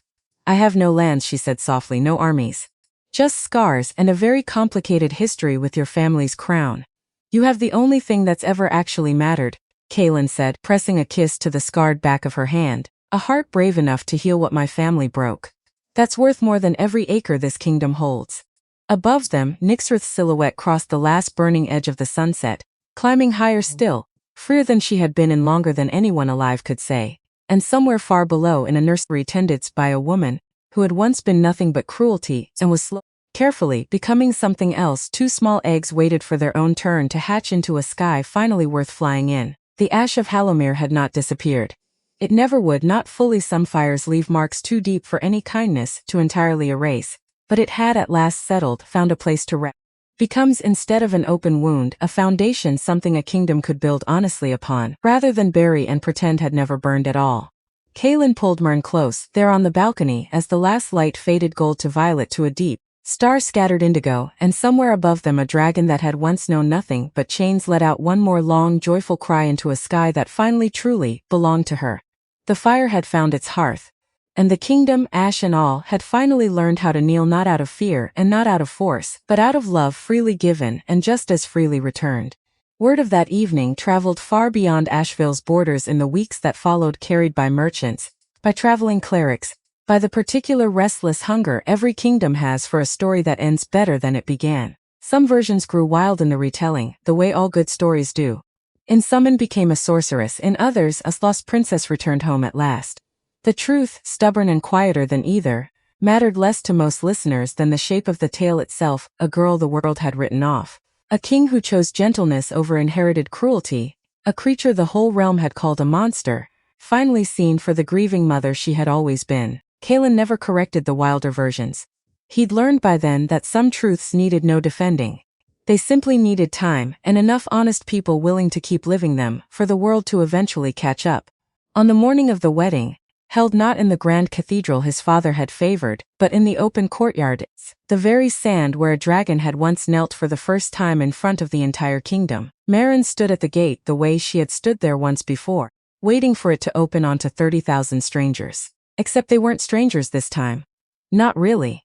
They were a kingdom that had watched her walk toward fire and choose gentleness anyway, and had decided somewhere in the months since that a queen built from scars was worth more than one born only into privilege.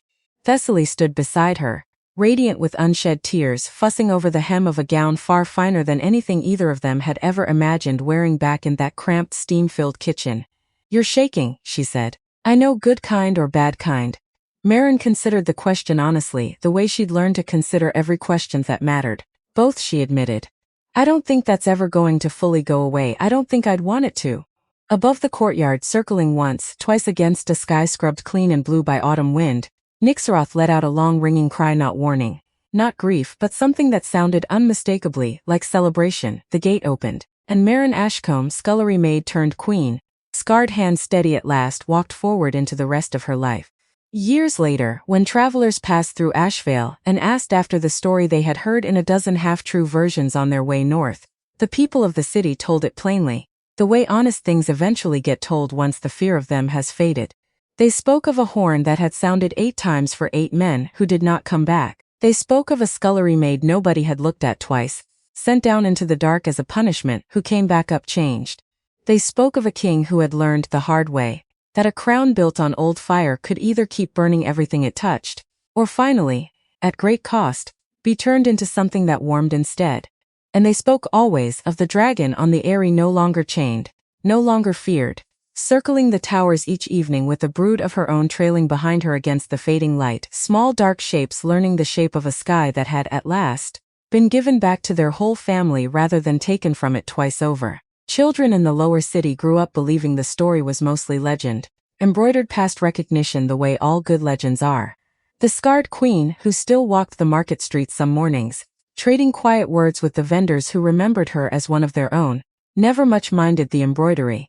She had learned by then that a story people wanted to believe could do almost as much good as one they knew, word for word, to be entirely true. What mattered, she told her own children years later, standing with them on that same balcony where a king had once asked her to stay, was not whether every detail of the tale had survived intact. What mattered was that a girl once burned by a fire she never chose had found in the end a way to meet that same fire again, not with force and not with fear but with an open hand. And that the fire, given the smallest chance, had chosen to meet her half. That, she said, was the only part of the story truly worth remembering. Everything else was simply settled, at last, into something a kingdom could stand upon without flinching. There is one more scene worth telling, though it happened quietly, far from any courtyard or crown, in a season long after the wedding bells had gone silent, and the story had already begun hardening into legend. It happened on an ordinary morning, gray and unremarkable, the kind that rarely finds its way into any tale at all. Marguerite Voss stood in the royal eyrie, feeding strips of dried meat to 3 young drakes, who had by then grown too large to fit comfortably through the nursery door, and who greeted her every morning with the particular clumsy enthusiasm of creatures who had never once, in their short lives, known a hand raised against them in anger. Marin found her there, as she often did, drawn up to the eyrie in quiet moments between the endless small duties a queen somehow still could not escape. You're good with them, Marin said, watching Voss steady one drake's over-eager lunge for its breakfast, with nothing more than a firm practiced hand and a low scolding murmur that carried more affection than authority. I raised a kitchen full of frightened girls for years before I ever raised a dragon, Voss said, not looking up. Turns out the skills aren't so different as you'd think. Feed them, don't strike them. Let them trust you slowly on their own time, and never once make them feel foolish for needing to. Is that what you wish someone had told you, back when Hallowmere burned? Voss went still for a moment, the drake nuzzling impatiently at her sleeve, and then let out a short humorless breath that might, in a kinder woman's face, have been called a laugh. Nobody told me anything, Ashcombe, she said. I buried what was left of my family with my own hands and came south with nothing, and I decided somewhere along that road that if the world wasn't going to be gentle with me, I would simply stop expecting gentleness at all. It took me the better part of my whole life and a night in a burning courtyard to understand that decision was its own kind of chain, every bit as heavy as the one they put on her. She nodded toward the largest of the 3 young drakes, already showing the first dark glint of scales that would one day rival its mother's. Marin said nothing for a long moment, simply watching the old woman work, brisk, efficient, and, beneath all of it now, unmistakably gentle in a way that would once have seemed impossible to imagine. Thank you, Marin said finally, for that night at the gate. I don't think I ever said it properly. You don't need to, Voss said, gruff as ever, though something in her eyes had softened considerably since the days of slaps and shouted names across a steaming kitchen. Just don't let this castle forget what happens to people who are only ever shown cruelty. It makes cruel people of them in the end more often than not. I was fortunate enough to find my way back before it cost me everything. Below the eyrie, far across the castle grounds, the bells that had once tolled a warning for 8 dead nights was instead for something ordinary and good, the start of a market day. Merchants calling out their wares, children running unafraid through streets that had once emptied at the mere mention of a dragon's roar. Marin stood a while longer at the rail, listening to that ordinary sound, and thought that perhaps this, not the courtyard, not the crown, not even the wedding, was the truest ending the whole story could have asked for. Not a single dramatic moment of triumph, but 100 small, unremarkable mornings afterward, each one a little gentler than the ones that had come before.